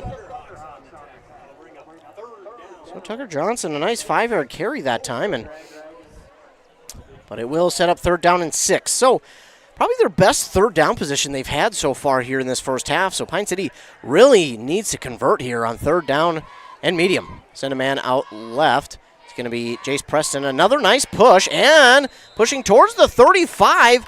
It's going to set up fourth down and short here for Pine City. Carry that time again by Tucker Johnson. He gains another 5 yards, and this will set up an interesting fourth down situation. I mean, it's still the first half, but, I mean, your offense really hasn't been able to get anything going, so why not try and go for it here? The last two plays, your offensive line has shown they can get some decent push. Why not try for it here? It looks like that's what they'll do. Your offensive line has all of a sudden turned a switch on and got some nice push on these last two plays. Why not try and go for it here? Wiener under center, power T formation. Nearly got the Thunderhawks to jump. He'll give it up the middle, and he might have got it. And I think the Dragons converted to the 37-yard line. Johnson again. Johnson with another carry on the drive, and he'll pick up the first down to the 37. That is exactly what the Dragons needed right there. A little bit of a confidence booster, if you will. And they get it right there on that fourth down conversion from Tucker Johnson. 2-yard carry. They got a little bit of something going. Their fourth possession of the evening. Proving now to be able to get some push on that O-line. Wiener takes the snap. He'll give it out to the left side to, I believe that was Denz on the carry. He'll move little to no gain. We'll see if they give him a gain. I don't think he got anything. They'll say he got 2. Second down and 9 officially after they spotted at the 38. So 1-yard gain there for Evan Denz off the left side. They've been able to get some push up the middle. It's these outside runs they really can't establish quite yet. But establish the middle, then you might be able to get some pop on the outside. Wiener under center, and he'll give it up the middle. Ball's on the ground. All the Grand Rapids players saying it's their ball, and it is. So Pine City with their first turnover of the night had a promising drive right there. Go kaput. Thanks to the fumble and recovery by the Grand Rapids Thunderhawks. So the Thunderhawks will take over on offense on the Dragon 40-yard line. First down and 10, 4:20 to go here in the first half. Thunderhawks lead 34-0 on that Embracer Orthodontics scoreboard. Embracer Orthodontics, they'll do all the insurance heavy lifting for you. And if you don't have insurance, ask about financing options. They'll find a plan to fit your budget at embracemn.com. Again, this Grand Rapids offense has been efficient, quickly moving the ball. They'll send a man in motion right to left. Instead, they'll give it up the middle. The running back there has nothing but room to run, breaks off a tackle, plows forward to the 30. And that was Jackson Thompson, number 21 on the carry. And another Thunderhawk first down. On the gain of 12 for Jackson Thompson. Thunderhawks push it up to the 29. First down and 10. Kinkle and company at the line. Man in motion, right to left again. Up the middle again to Thompson. Jackson Thompson again. Driving those legs, getting to the 22.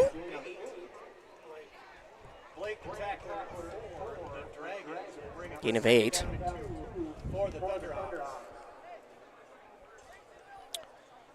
Oh, Thompson, 2 carries, 20 yards. Pretty efficient. He'll come take a breather, though. So he pounds the ball forward twice and comes to take a breather.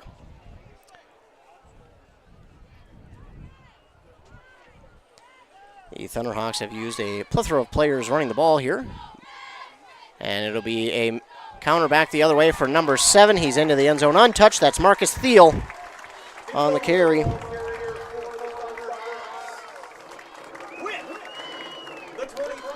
22-yard carry for a touchdown for the Thunderhawks on their 6th offensive possession. And that'll make it 40-0 here in the first half. Thunderhawks all over your Pine City Dragons right now. Dragons did put together a promising drive that last time out, but had the fumble, which turned into a touchdown a few plays later, ending that promising Pine City drive. 3:10 to go. They'll go for the extra point again. Snap, spot, down, kick, up. It is. That one's going to be no good. So no good on the extra point attempt by Grand Rapids, and the Embrace Orthodontics scoreboard shows 3:10 to go here in the first half. Thunderhawks leading 40-0 on that Embrace Orthodontics scoreboard. Embrace Orthodontics, the team at Embrace, believes the result of a remarkable orthodontic experience should last a lifetime. They'll keep your smile transformation where it needs to be with a lifelong retention program. EmbraceMN.com. So it wasn't quite a Roddy Motors red zone trip there for the Thunderhawks as they were just outside at the 22, but we'll call it close enough. Thanks to Roddy Motors in Mora. Roddy Motors, Joe Rodemaker of Roddy Motors is a United States Marine. So if you're a veteran looking for a new vehicle, go talk to a fellow vet who will get you squared away. Pine City back out, set to return. Peets and Dens getting set to return. It's a warm night here. We sat at about 85 degrees for kickoff, and it really hasn't cooled down too much as I thought it would here as the sun has set. It's now just 80 degrees, so it really hasn't cooled off at all. Like I thought it was 80 degrees here. Still a beautiful night for football. Not a cloud in the sky. Beautiful field here at Grand Rapids, home of the Thunderhawks. Got the orange end zones, which just pop with the black lettering, white outline. And here's the boot. That kick down the right side, and it is going to... Oh, it won't go out of bounds. Dens thought it was going to go out of bounds. It didn't. It sat there and spun near the boundary. And they'll spot it at the 26, 27-yard line. That was close. Again, it seems like every kickoff Pine City has struggled to get a hold of the ball before the Thunderhawks get down there and nearly take it over. So the ball will be officially spotted on the 27-yard line of Pine City. That's where the Dragons will start on offense. They have not had great starting field position here tonight, looking to make the most of this. Again, it's Austin Wiener and the rest of the Dragons to the line of scrimmage. Wiener will take the snap, give it up the middle there to the 30-yard line. The carry there for Braxton Peets, I believe. Peets, the ball carrier for the Dragons. This is number 18, Peets. A gain of 3 for Braxton Peets. Gain of 4 yards on the play for the Dragons. Ball sitting at the 30-yard line. Just under 3 minutes to go. Thunderhawks lead 40-0 on that Embrace Orthodontics scoreboard.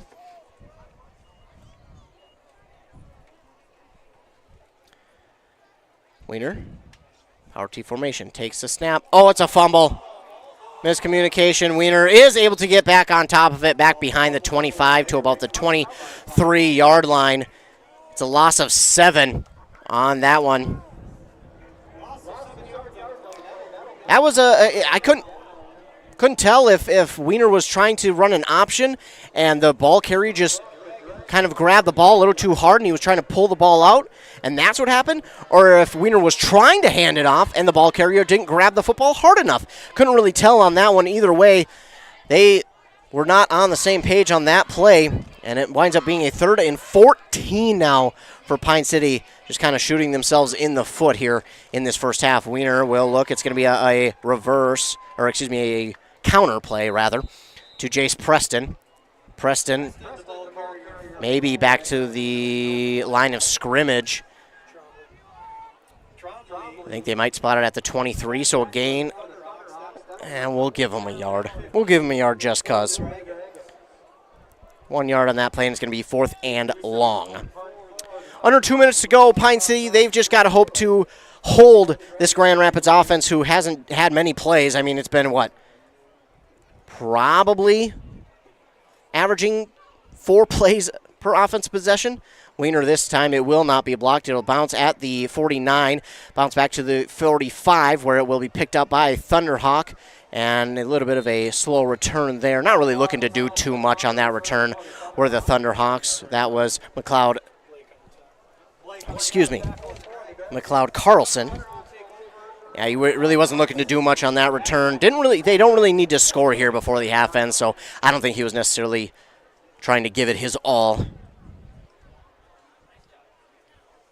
So 46-yard line of Pine City is where the Thunderhawks will take over. With exactly a minute to go on that Embrace Orthodontics scoreboard.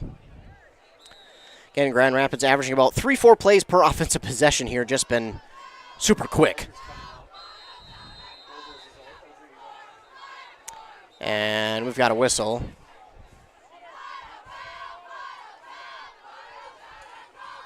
Was it a timeout? Yes, timeout Pine City. And I think this is just going to be a talk about, hey, let's stop them on offense before we go to half. Let's do something to give our defense a little bit of confidence here before going into halftime so that we can have something that we can work with in the second half. And maybe Pine City also didn't have the right personnel out there. Either way, it'll be a timeout. Pine City, they'll be left with one here with 1 minute to go in the first half.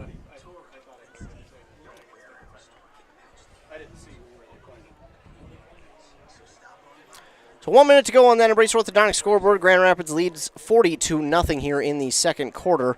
Again, Pine City has had a couple of drives where it looked like they might be able to move the ball, but have kind of shot themselves in the foot and have been their own worst enemy here so far. Again, that offensive line has done a good job of getting that initial push.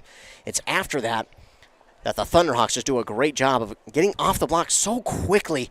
And again, it's not just one or two Thunderhawks to the ball carrier. It's 5 or 6. So there's really no chance for Pine City to necessarily break a tackle or even try and push forward for extra yards. The Thunderhawks just do a great job of rushing to the ball carrier. One guy stands him up, the rest pile drive him down before he can move anywhere. So first down and 10 for the Thunderhawks at the Dragons' 46-yard line after the timeout. Man in motion from left to right. That's going to be number 7. That is Marcus Thiel. Thiel will move the ball up to the 41-yard line. It's a gain of 5 for Marcus Thiel. So to make it second down and about 6. Thunderhawks will have 2 receivers out wide to the left. Kinkle will send a man in motion right to left. It'll be a toss out to the left side. And I can't quite see the number. That's number 11. He'll make a defender miss, and he is gone. That is Jackson Rabers on the carry. And a touchdown from 42 yards out.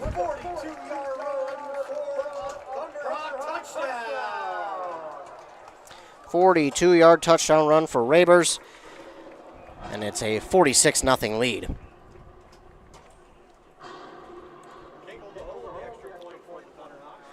On that Embrace Orthodontics scoreboard, 19 seconds to go here in the first half.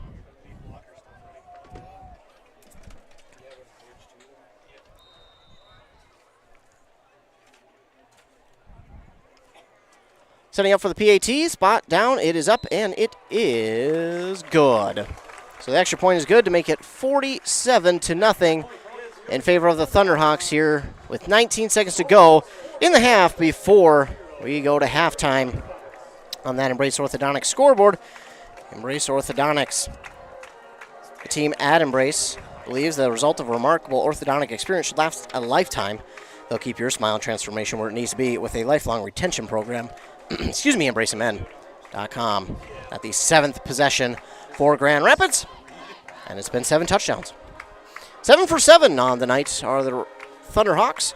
Pine City wanted to get a little bit of momentum there, or even just some confidence for their defense going into half, but unfortunately there for them, Jackson Rabers with some nifty moves and just a ton of speed on the outside took it the distance, and that's where the Dragons have been hurt here tonight, is the outside runs. That's what's killed them here this evening. They've done a decent job with the runs inside, but the Thunderhawks just pounding the ball outside, and Pine City cannot stop it. Dens and Peets back deep to return for Pine City. A decent return here could definitely give the offense some confidence. But we'll see what they can do. Thunderhawks, again, have been kind of laying the ball up a little bit shallow, and they've almost gotten it every time they've kicked off. This one will be taken in by Dens at the 20. So from the 20, makes a defender miss at the 23, or excuse me, the 27. And he'll be taken down at the 30-yard line. Maybe the 31. 31-yard line is where Dens will return it. An 11-yard return for Evan Dens. The 6th possession here for Pine City. With 15 seconds to go, they'll try and get something going, just a little something, just to create confidence for this team before half. But we'll see what they decide to do here with the ball. Austin Wiener and the rest of the Pine City Dragons in that power T formation. Wiener will give it off. No, instead it'll be a play fake. He steps back, being hit as he throws, and it's knocked down there by Grand Rapids. He was looking that time for number 6, Merrick Overtomb. So 2 passes, 2 incompletions here for the Dragons. Austin Wiener. I think he was a little bit late on that read because he had a good pocket, and then as the pocket collapsed, I think he just needed to step up in the pocket. I mean, Merrick Overtomb was open for a split second, but he needed to be just a little bit quicker. This time, the give up the middle will be carried to about the 34. Tucker Johnson with the carry. It's a gain of 4, and that'll bring us to the end of the first half with the Thunderhawks leading 47-0. Dragons trail here in Grand Rapids in the first game of the season. So the Pine City Dragons have some work to do here at halftime. They'll try and get something going of confidence here in the second half, so that way they can take that going throughout the rest of the game. But for now, it's 47-0. The Grand Rapids Thunderhawks over your Pine City Dragons here on 106.5 FM AM 1350. We'll take a moment to hear a word from our fine sponsors, and when we come back, we'll talk about this first half of play and maybe get some scores from around our other local listening area teams. You're listening to football here on 106.5 FM AM 1350 WCMP. Hey, you looking for a reliable propane supplier? Look no further than Burnett Dairy Propane. Proud to serve you, providing top-notch propane services all year round, offering convenient delivery options and flexible payment plans that suit your schedule and budget. Trust the experts in the field, Burnett Dairy Propane. Call them today at 715-689-1032 or visit them online at burnettdairy.com. Burnett Dairy Propane, your dependable propane partner. Embrace Orthodontics offers a unique specialized approach to orthodontic treatment with custom braces or Invisalign. The team at Embrace loves getting to know their patients personally and takes the time to make sure all your questions are answered. Their board-certified orthodontists use only the latest in modern technology to give you the best outcome possible. They work with your insurance company and offer flexible financing options to fit your budget. Call today to set up your free exam and see how Embrace Orthodontics can transform your smile. More online at embracemn.com. That's embracemn.com. Wellia Health is here to keep you feeling your best so you can enjoy all the things you love best. You can count on us for your eye exams, mental health services, rehabilitation, wellness exams, urgent care, and much more. At Wellia Health, our goal is to help you live life well. Let Wellia Health help you get back to your best. Give us a call today to set up an appointment.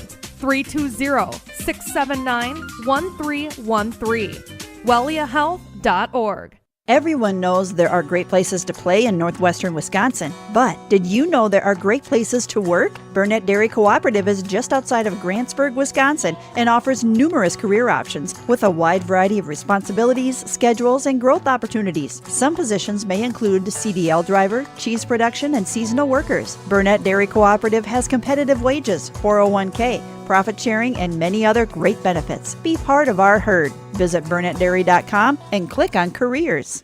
A duo that is perfect together. That's Dale's Heating and Appliance and Lennox. Dale's is your local Lennox dealer that's committed to making your family's comfort their top priority. With a wide assortment of options, Dale's will ensure your home's air is top quality. Call Dale's today or visit them at dalesheatingandappliance.com and ask how you can save on your next AC unit. Lennox and Dale's, the perfect duo. Dealer number E06356. Joe and the gang at Roddy Motors say, "Go Mustangs!" Well, of course, he's got 2 boys on the varsity squad. He's born and raised in Mustang country, voted Reader's Choice Best Dealer in Kanabec County 2 years in a row. That's what you call a repeat champ. And he offers vehicles of all makes and models, can get you financed on site, and put you in your new vehicle before the Mustangs take on next week's opponent. When you need a quality new vehicle, make your way to Roddy Motors in Mora or visit roddymotors.com.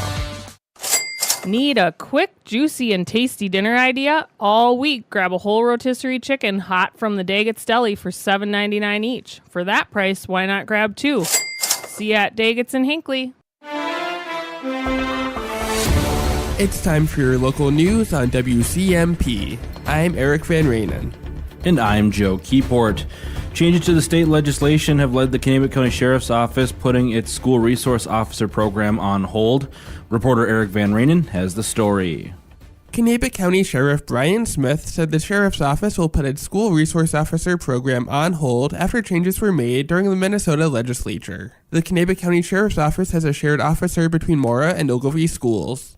The SRO previously spent 2 days in Ogilvie and 3 days in Mora during the school week. Smith said the school resource officer has built important connections at both schools. You know, there's an extra aspect of safety and security within the schools, but there's connections being made with kids that need connections. An education bill passed during the legislative session would prohibit restraints used by law enforcement contracted by school districts. Smith says he hopes eliminating the SRO program isn't permanent. Law enforcement was the law enforcement contingent, whether it be the chiefs of police or the sheriffs, county attorneys, none of them were asked about the effects of this legislation. The sheriff is hopeful the legislature will hold a special session to revise the statute. In other news, the Mora City Council directed city staff to develop an ordinance regarding cannabis use in public places for their September meeting. The council heard an update from the Cannabis Committee during its meeting in August and were presented with a template for what the city measure might look like. Mayor Jake Matheson said he'd like to see a specific definition for sidewalks in the draft ordinance to delineate public and private property. The council also considered including cannabis with the city's existing public use ordinances on tobacco and alcohol. Matheson said when an ordinance is passed, it will likely need to evolve over time. A Dalbo man has had his charges upgraded in a runaway teen case. With the details is Joe Keyport. Sean Bellock, the 37-year-old Dalbo man involved in a case of a runaway Forest Lake teen, has additional counts added to his felony depriving custody or parental rights charge. Bellock was arrested in July after the girl was located on a property north of Graston on Highway 107, where she'd been living in a tent. According to the criminal complaint, the suspect had previously dated the girl's mother. During a following investigation, law enforcement learned that Bellock had used the search terms shed, room for rent, hunting land, and army tent. He also reportedly messaged a campground about the availability of a camper where he said one of his kids would live there while he worked. He also reportedly searched how old Mary was when she married Joseph in the Bible.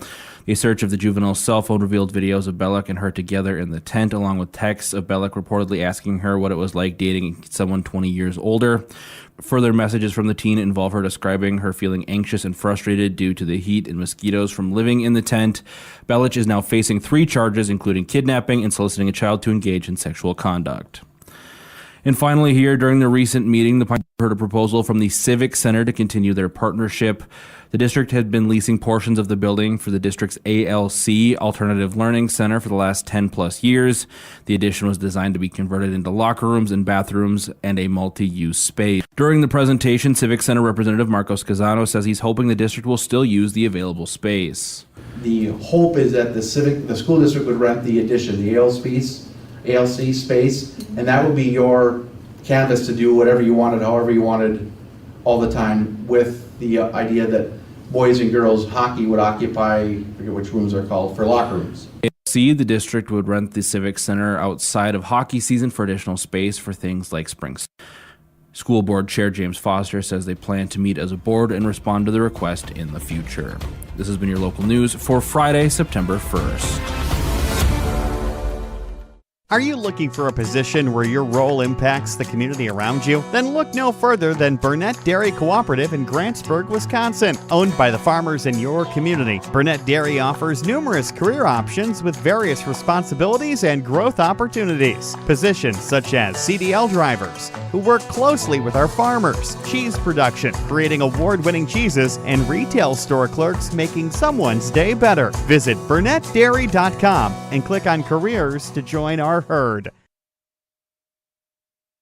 Back here on WCMP 106.5 FM, AM 1350.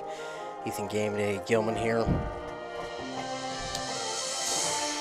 At Grand Rapids, the home of the Thunderhawks. Again, this beautiful field, new turf field, the orange end zones. The Pine City Dragons trail right now at halftime, 47-0. And it's been a tough first half here for Pine City. Not ideal. They've had some possessions, though, that have showed some promise, but when you're looking at it as the coaches from Pine City, you're going to be saying, well, that's just, we can't have, the shown of promise. We've got to get a drive together and convert on some of these third downs. And right now, they're kind of just shooting themselves in the foot. And it's tough to say because they've had some good push up front from their offensive line, but you got to give credit where it's due. The Thunderhawks have just done a great job of getting off those Pine City blockers and getting themselves to the ball carrier. And again, it's not just 1-2 Thunderhawks getting there, it's 4 or 5 wrapping the ball carrier up, so Pine City hasn't really had much of a chance to break any tackles and fall forward for additional yardage. It's been tough going running the ball. They've tried to throw the ball a couple of times, but it just hasn't worked up to this point. I think maybe for Pine City, get a little bit of change of pace. Do something different here in this second half. Try and throw the ball a little bit more. See what you can get from it, because the run game, it's had its times where it's worked, but I think if they want to try and do something different, at least just for this game, try the play action. Try that. Just try it for tonight, this second half. Try and get something going, some sort of confidence booster, some sort of momentum here for this team, just to try and get confidence going throughout the rest of the game. The Thunderhawks right now have just absolutely dominated on all sides of the ball. They've had 7 possessions. They scored on 7 possessions. 7 for 7 here tonight. Pine City's had the ball 6 times there in that first half. They had 3 first half penalties and the 1 turnover. Meanwhile, no turnovers for the Thunderhawks, but they did have 5 penalties. They had 2 there on that first drive. And Pine City was set up in a good spot there on that first Grand Rapids drive. They had, again, 2 penalties that made it 1st and 20. Then it was an offsides by Pine City, which made it 1st and 15. And then another false start, which pushed it back to 1st and 20. So they got to start capitalizing on the things that Grand Rapids gives them, whether it's a penalty. They got to, and it puts Grand Rapids in a 1st and long or 2nd and long or 3rd and long, whatever it may be. They got to capitalize on defense. They really got to make a stop on defense to try and just give their defense some confidence. Right now, again, as I mentioned before, 7 for 7 on scoring for Grand Rapids. They've had the ball 7 times. They've scored 7 times. So if you're Pine City, on defense, they just need something. Make them punt the ball once. Get a stop on 3rd down. Push them into a 1st, 2nd, 3rd and long, and get a stop. Get a big hit. That is what Pine City needs right now on defense, just to get some confidence going. For Pine City's offense, again, they've had some points in time where this offense has showed a lot of promise with the offensive line getting the push up front. They've been able to try and run it up the middle. The outside runs haven't been as successful, hasn't been as profitable, but the runs up the middle, these running backs are lowering the shoulder, trying to drive forward and give that offensive line credit. They're getting that initial jump off the ball and getting that initial push, but they've got to hold their blocks just a little bit longer and give those running backs a chance to maybe get upfield 2 more, even 3 more yards and make a cut to get some extra yards. I think the run game has showed some promise, and they can build off of that here in the second half, but I also think, why not try something different? Try the play action. Austin Wiener has shown that he can get out on a bootleg, and if he's got at least just a little bit more time than what he's been given here in this first half, I think he can make something happen in the passing game. I think he can chuck it downfield.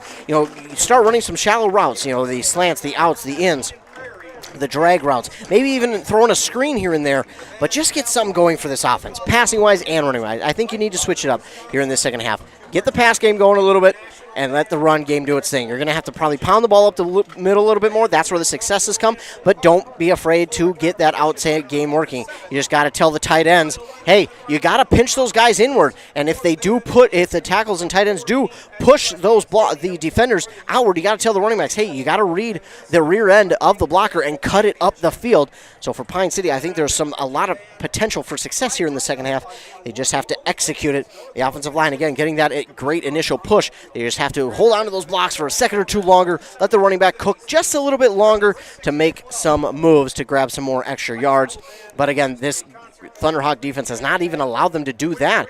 They've been doing a great job after that initial push, getting off the block and tackling the ball carrier. And it's not just one or two. Again, it's 3, 4, 5 Thunderhawks getting to the ball carrier for this the Thunderhawk defense. And again, if you're Pine City, I think another thing that would give you some confidence is one of the biggest things is just make them go on a long drive. They haven't really had any long drives. It's been, I think they've averaged about 4 plays per possession has this Thunderhawk offense. So if you're Pine City, make this Thunderhawk offense go on a long drive. Make it 10, 12 plays, 5, 6 minutes, and then even if you could, get a stop. But if you're Pine City, I think that's what you need to do just to gain some confidence for this defense as well. If not, just make a stop. That would be the best thing, obviously, to have happen. So we're just about set for the second half Kettle River Pizza kickoff. We'll take a commercial break, hear a word from our fine sponsors, and then we'll come back for that Kettle River Pizza second half kickoff. You're listening to high school football here on 106.5 FM, AM 1350 WCMP. Your journey to smile with your forever starts at Embrace Orthodontics. The team at Embrace is committed to providing world-class care and a remarkable orthodontic experience. Choose between custom Light Force braces or Invisalign clear aligners, with locations in Pine City, Lindstrom, and Cambridge, and a plan to fit your budget, whether you have insurance or not. Embrace Orthodontics will make your smile journey comfortable, convenient, and customized just for you. Visit EmbraceMN.com today to find out how to set up your free exam. EmbraceMN.com. Embrace Orthodontics, a smile you will embrace forever. Hockey practice, running a business, heck, just enjoying your life. You've got better things to do. Let Jeff's Outdoor Services handle your lawn care and landscaping. Your home, your cabin, your business, they got you covered. They've been doing it since 1995, and they're good at it. Call today. Jeff's Outdoor Services. You do your thing, and they'll do theirs.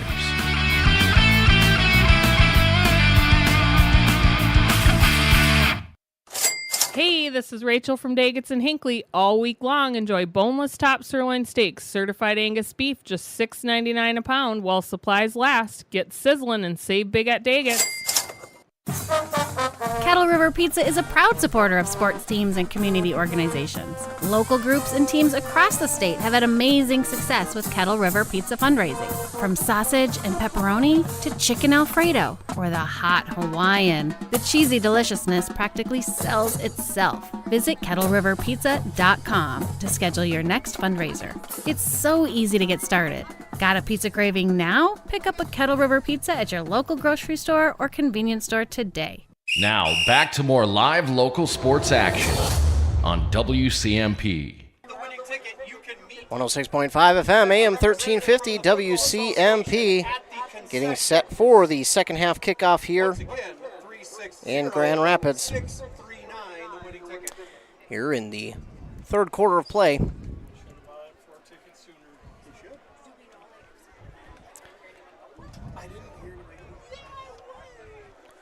We will have the Kettle River Pizza kickoff coming up in just a moment.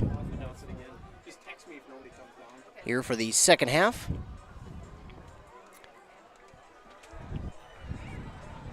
Both teams getting their final words of encouragement and strategy, and then we'll be set for the second half Kettle River Pizza kickoff. 10 minutes are back up on that Embrace Orthodontics scoreboard. Embrace Orthodontics custom Light Force braces or Invisalign clear liners with 3 locations in Pine City, Lindstrom, and Cambridge. EmbraceMN.com.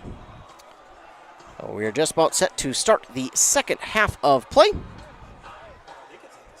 The Thunderhawks leading your Pine City Dragons 47-0.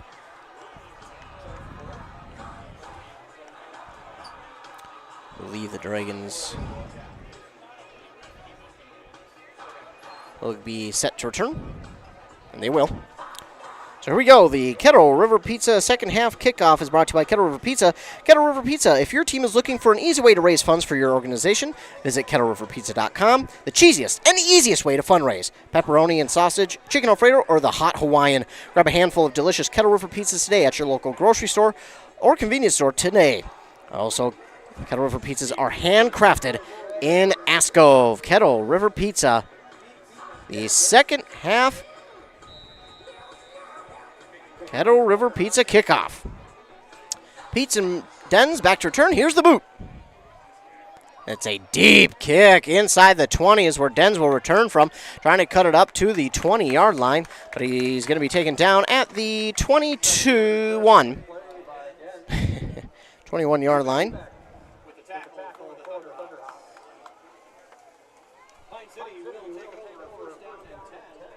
Where he's taken down at. So down at the 21-yard line, Evan Dens on the return, and Pine City will take over on offense.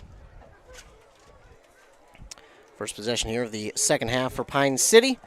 They will try and get something going.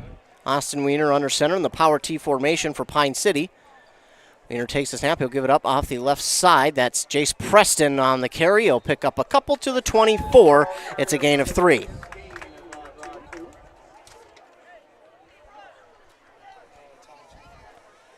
To the 24, a gain of 3. It'll be second down and long 7.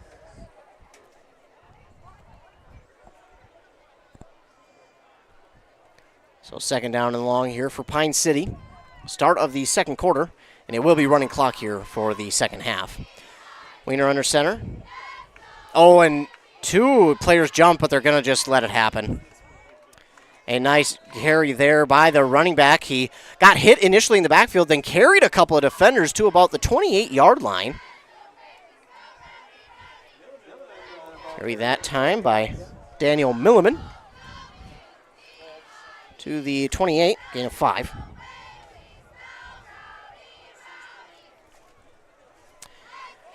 And it's third down and about 3 to go for the Dragons. Again, that initial push is showing that they can get something going with the run game. Wiener under center. Takes the snap. He'll give it off the left side to Preston. Preston trying to cut it upfield off the left side of the line. Gets past the 30 to about the 32. And that should be enough for a first down for Pine City. And it will be. A 4-yard carry there for Jace Preston. And a first down, Pine City. So Pine City will get their, second or third first down of this game. Just trying to work that middle. That's where they've had success so far in the first half. They're just going to try and pound the middle. And, I really wouldn't mind seeing them, just continue to pound the middle. Take a long drive. Take as much time off the clock as you want. Just try and get something going. Ball carrier that time was Milliman. And Milliman will take the ball to the 36-yard line. Gain of 4.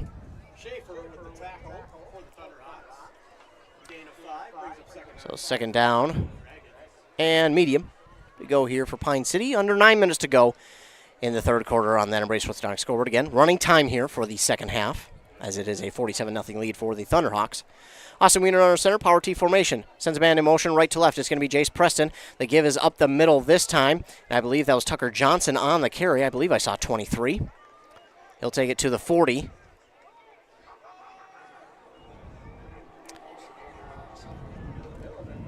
Oh, instead it was Milliman. I saw it backwards. I did see a 2-3, but I just saw it backwards is what happened. Carry to the 40-yard line. Gain of about 3 there for Milliman. And it's third down and about 2 to go.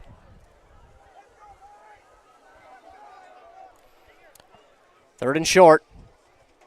Wiener will hand it up off the middle to Milliman, and he gets to the 45-yard line. Another first down there for Pine City on the gain of 5 from Daniel Milliman. First down carry there from Daniel Milliman, and the Dragons offense has something to at least give them confidence. Again, I'm pretty sure it's a lot of these second-teamers out there for Grand Rapids. Even still, Pine City trying to just do anything to grab momentum here in this second half. So far, so good. To the 45 now. Wiener under center, power T formation. Wiener will take the snap. It'll be a drop-back pass. He's looking. He looks over the middle, and that is nearly intercepted. He was looking to go to the tight end, Derek Kinn, but that's going to be incomplete. A nice throw there from Wiener, it was just into some coverage. And that was one of the times where it was about a 3-step drop for Austin Weiner. He got great protection up front, had a perfect pocket to stand in, and it was a great delivery off his back foot, but just couldn't find an open receiver. Tried to fit it into Kin, but there was nothing doing on that one. Great coverage there by the Thunderhawks. That would have been one where you'd have liked to seen Weiner take just a couple more seconds, maybe roll out of the pocket. Power T formation, obviously, once again. Give off the left side, and the ball is out. Ball's still out, and I think the Thunderhawks got it. Weiner got there at the last second. It was still up for grabs, but not to be, as the Thunderhawks grab their second takeaway of the evening.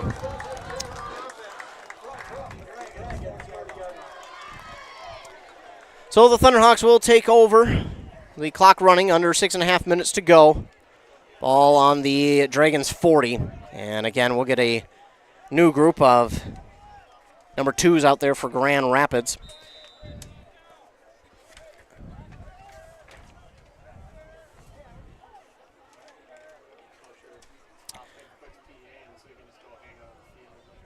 Braden McKinney will be the new quarterback.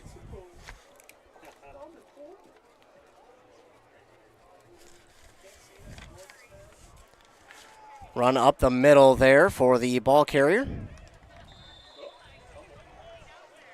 But it's a fumble, and Pine City will get it back. So back-to-back fumbles, and Pine City will have the ball back. And the ball will be spotted on their own 40-yard line. So right where the ball was recovered from by the Thunderhawks, it's again recovered by the Pine City Dragons.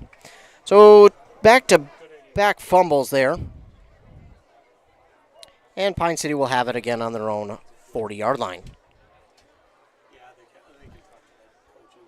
So 3 total turnovers here this evening. This is the first takeaway for Pine City. Creeping up on 5 minutes to go, and then Embrace Orthodontic scoreboard here in the second half. Man in motion. That's right to left. That's going to be number 1, and that's A.J. Austinson. Meanwhile, the give up the middle that time to Johnson. Tucker Johnson on the carry from the 40 to the 44. A gain of 4 for Tucker Johnson. Nearly at the 45, but just short. 4.5 minutes to go in the third quarter on the Embrace Orthodontic scoreboard. Embrace Orthodontics. Their doctors are committed to providing world-class orthodontic care in a friendly and comfortable atmosphere. Start today at embracemen.com. Weiner under center, takes the snap, gives it off to Austinson on the left side, tries to dance, pushes through a couple of defenders, picks it up to the 47-yard line. That's going to be a gain of 2 there for Austinson. And that'll bring up about 3rd down and 3.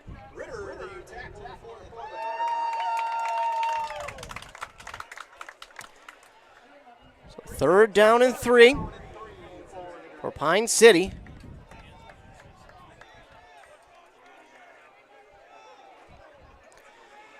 Weiner takes the snap, power T formation, gives it up the middle again, and that's going to be a first down, falling forward to the 45, and there's a good chunk run there to the 44.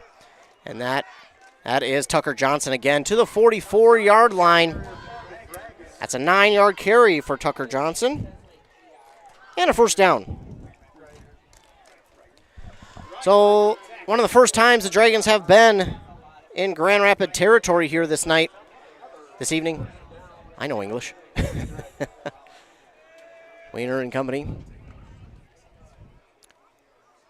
It's a fake handoff and looking for a screen out to the tight end. There to Derek Kin. Kin will be taken down at the 41-yard line. It's a gain of 3. Gain of 3 there on the pass from Weiner to Kin.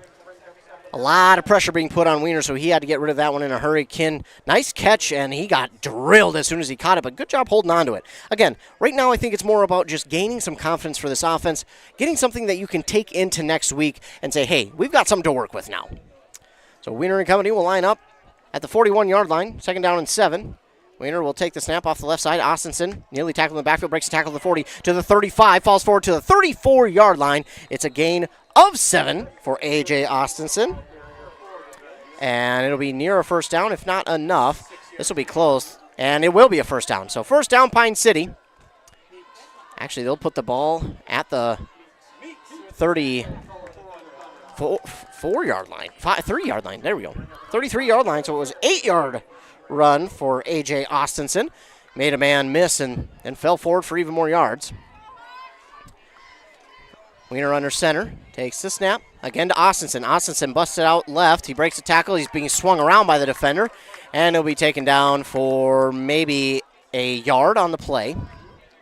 Or no gain. Looks like no gain for Austinson. Austinson made a defender miss again. He was a little bit slippery. Just couldn't shake that next defender. Second down and 10 to go. Excuse me, actually, they're going to give him a yard. So it'll be a carry of 1 on that Embrace Orthodontics scoreboard. They'll leave you with a smile you'll embrace forever. Find out more at EmbraceMN.com. That's Embrace Orthodontics.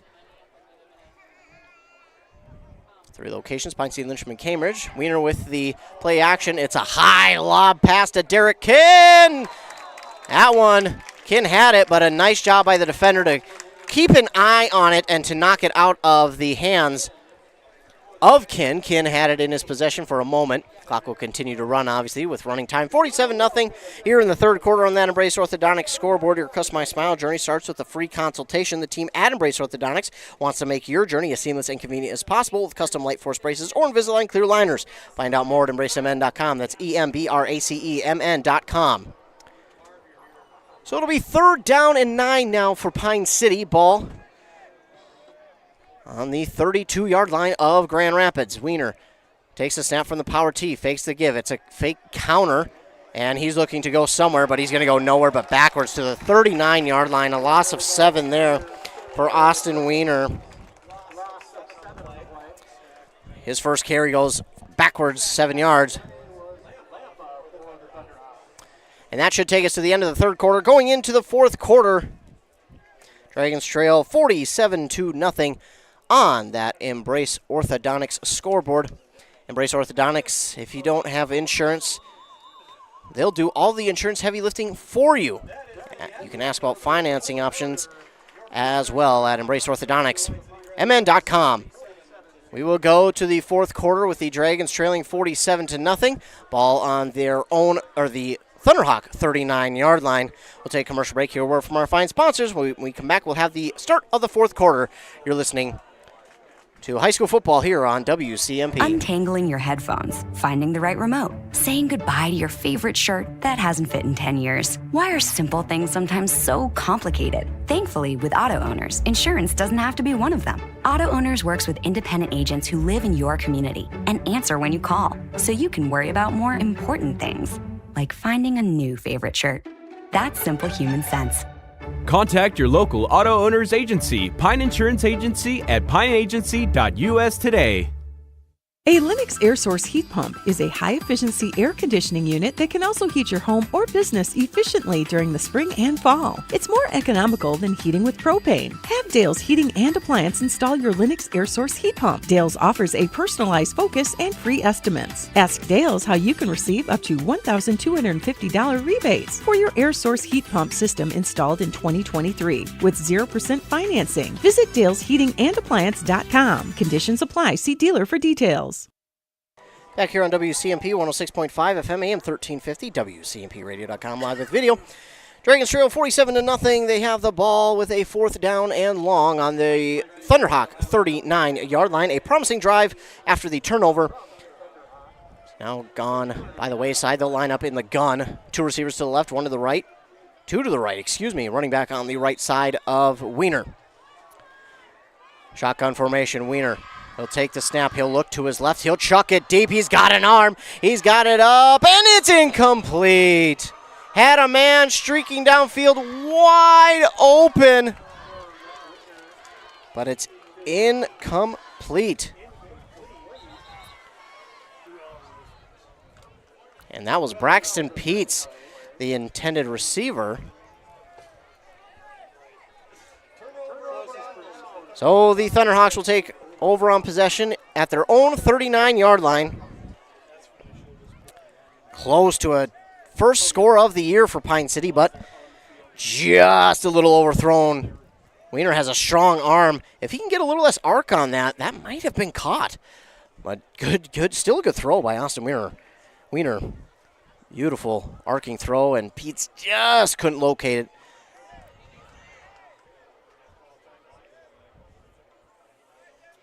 Late addition to the offense for Grand Rapids, as they will now make their way to the line of scrimmage. And I do believe it is still McKinney at the quarterback position now for Grand Rapids. It's a toss out wide to the left for number 22. Number 22 is Alex Grieger, excuse me. So Grieger with a short carry there of 1 yard. For Grieger. 2nd and 9. Under 11 minutes to go on that Embrace Orthodontics scoreboard. A receiver on each side of the formation here for Grand Rapids. McKinney under center. McKinney takes the snap. He'll hand it up the middle. And the ball carrier is going to make it to the 44. McKinney keeps it himself. And he'll pick up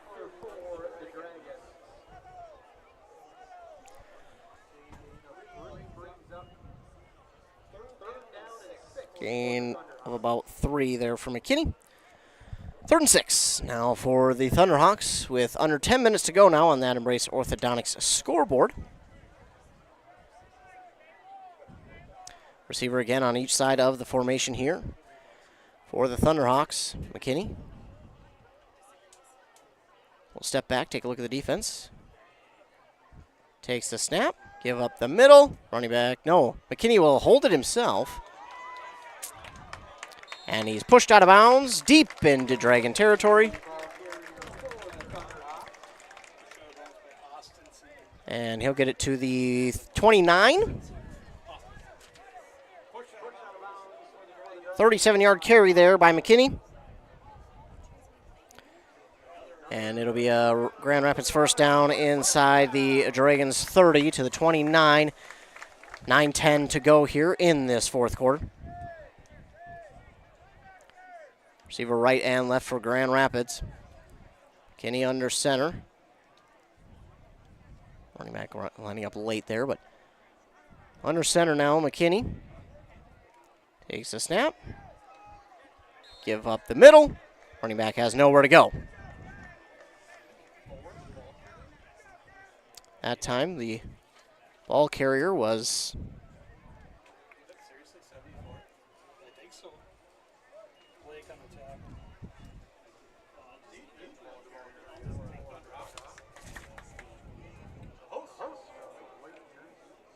Jackson Dietman, maybe, on the carry?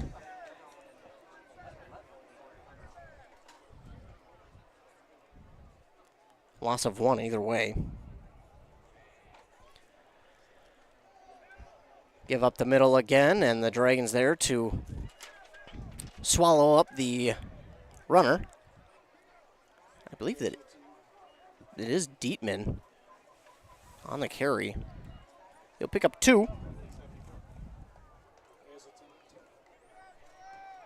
That'll bring up 3rd down and about 9. So 3rd down and 9 here for Grand Rapids. They converted on their last 3rd down. Under 8 minutes to go here, 4th quarter. Dragons trail 47-0. McKinney under center, sends a man in motion. Left to right. He gives it off to the running back who makes one defender miss. Then, play's going to be over at the 25 because his helmet flew off. Ball carrier that time was number 3, Connor Keith. And Keith gets up to the 25, a gain of 3.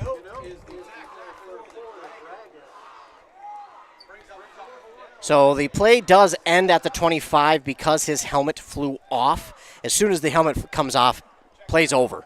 Doesn't matter if he had broken a tackle or went into the end zone. Because it's player safety, the play is over. So 4th down and 6 now for Grand Rapids. Toss out wide to the left. It's number 37.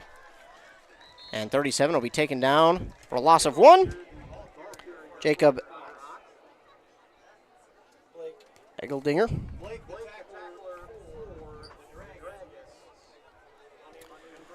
So the Dragons will take over with possession on their own 25-yard line. 6.5 minutes to go here in the game on that Embrace Orthodontics scoreboard.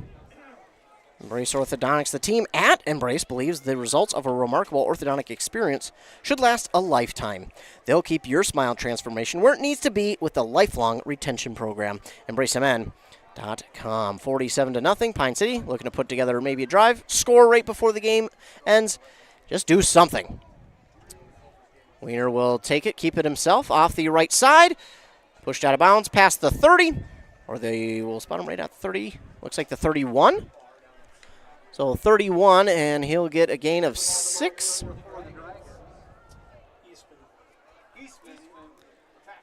Oh, gain of 7, actually. Ball spotted at the 32. So a gain of 7 there for Austin Wiener. 5.5 minutes to go here. Quarter number 4. A late addition to the defense for Grand Rapids. They will get him out there by the time the play gets off. And, oof, carry that time. Jace Preston. Not much doing on that one. To the 33, he'll pick up a yard.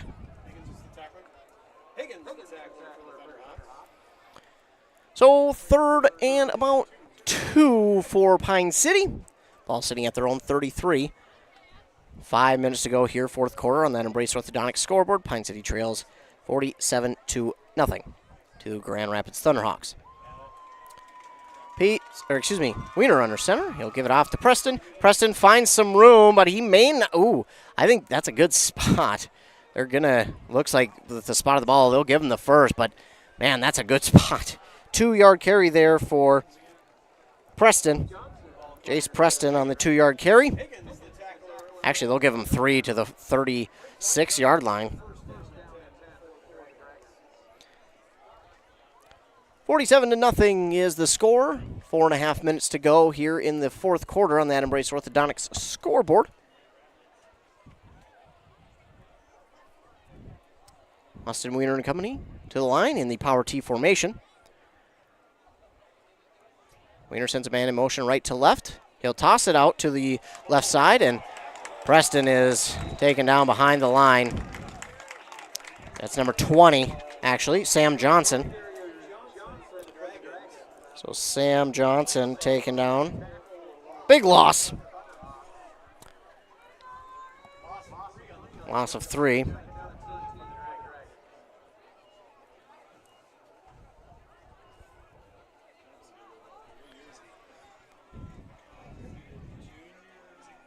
So a loss of 3 there for Sam Johnson.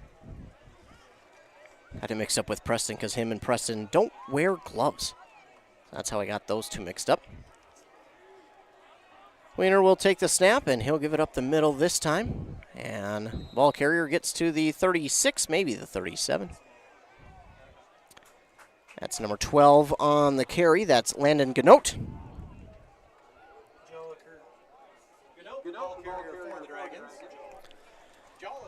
And he'll pick up 4 yards for Ganote. Bring up 3rd down and long for Pine City. Under 3 minutes to go here in the game. Again, Pine City, don't know if they'll be able to score here before the end of the game, but you'd love to see it just to say that they scored game 1. Wiener will hand off outside to Sam Johnson, trying to cut it up the field, but nowhere to go. He's taken down at the 36-yard line. No gain on the play there for Sam Johnson. It'll be 2nd down and 10. Or 4th down and 10, excuse me. So 4th down and 10 for Pine City. And under 2.5 minutes to go. No doubt they'll just go for it. Again, try and just do something to take into next week. Say, hey, we can work with this. And Wiener under center. Takes the snap. It's a counter. And wow. That is Peets in the backfield at the 35. Loss of 1. And nowhere to go there for Peets. The Thunderhawk defense was in the backfield in a hurry. Even on the counter, they were faked on the counter, but man, the linebackers came up and snuffed that out in a hurry. And that should just about do it. 1:35 to go. 47-0. Fourth quarter. See what Grand Rapids does here. They will line up in their normal formation that they've been doing all night. Really don't need to run another play. They just need to take a kneel down, and that will do it.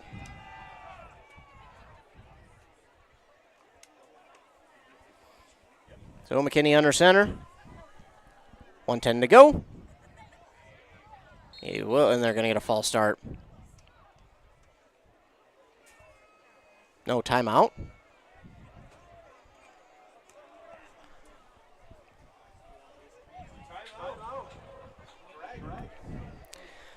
So we got a timeout called here by the Dragons.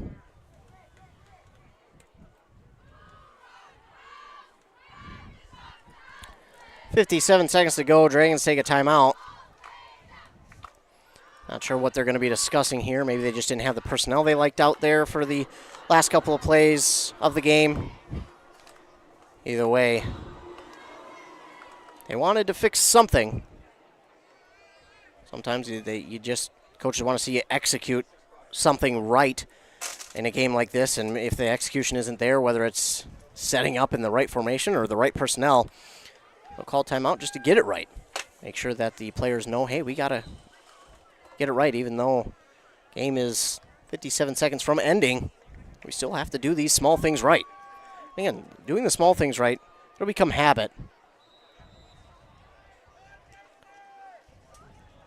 McKinney under center again. Man in motion right to left. He'll toss it out to the player. Past the 35 to the 30. 25-20. And he's going to tightrope the sideline before he's pushed out of bounds. At the 14?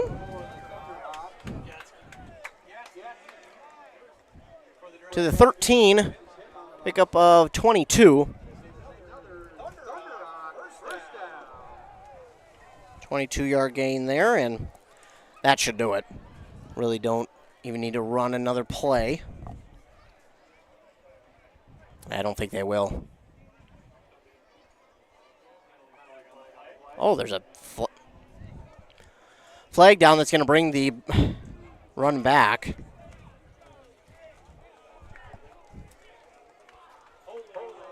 But that'll do it.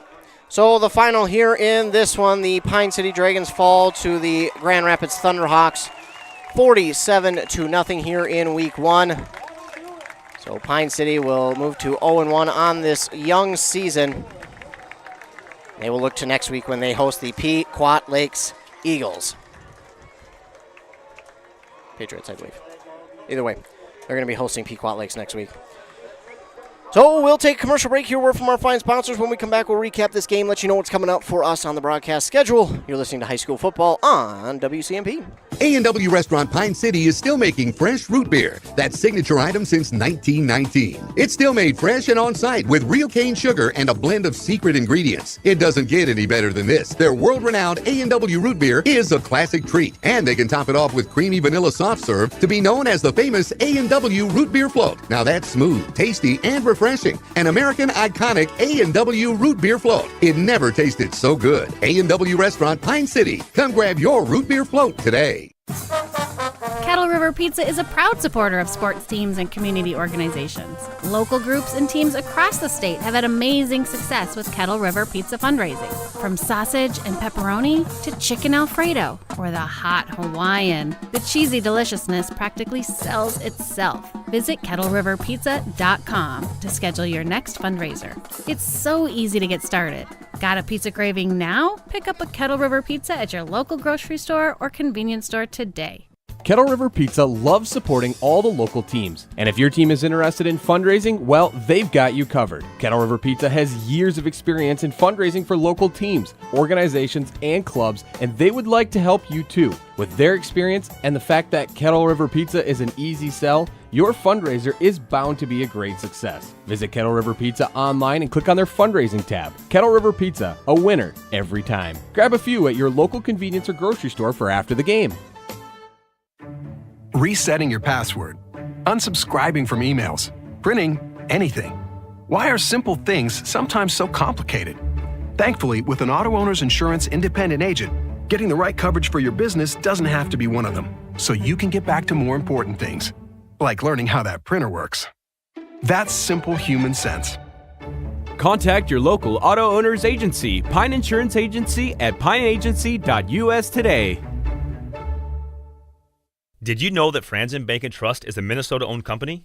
And they're one of the largest community banks around. That's a great combination. As a community bank, they're dedicated to their customers and the communities they serve. You might say they're big enough to help, small enough to care. Last March, they provided $20,000 in grants to 6 different Minnesota communities. They also processed well over 1,700 PPP loans, allowing local small businesses to keep their employees on the payroll during the pandemic.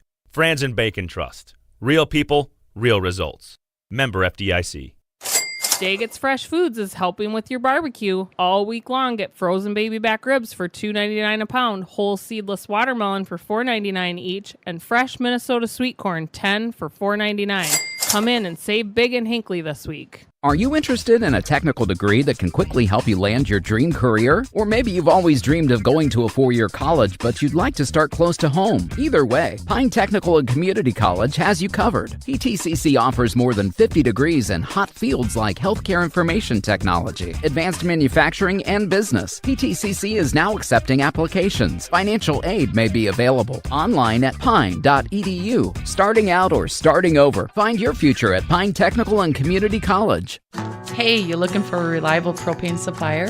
Look no further than Burnett Dairy Propane. Proud to serve you, providing top-notch propane services all year round, offering convenient delivery options and flexible payment plans that suit your schedule and budget. Trust the experts in the field, Burnett Dairy Propane.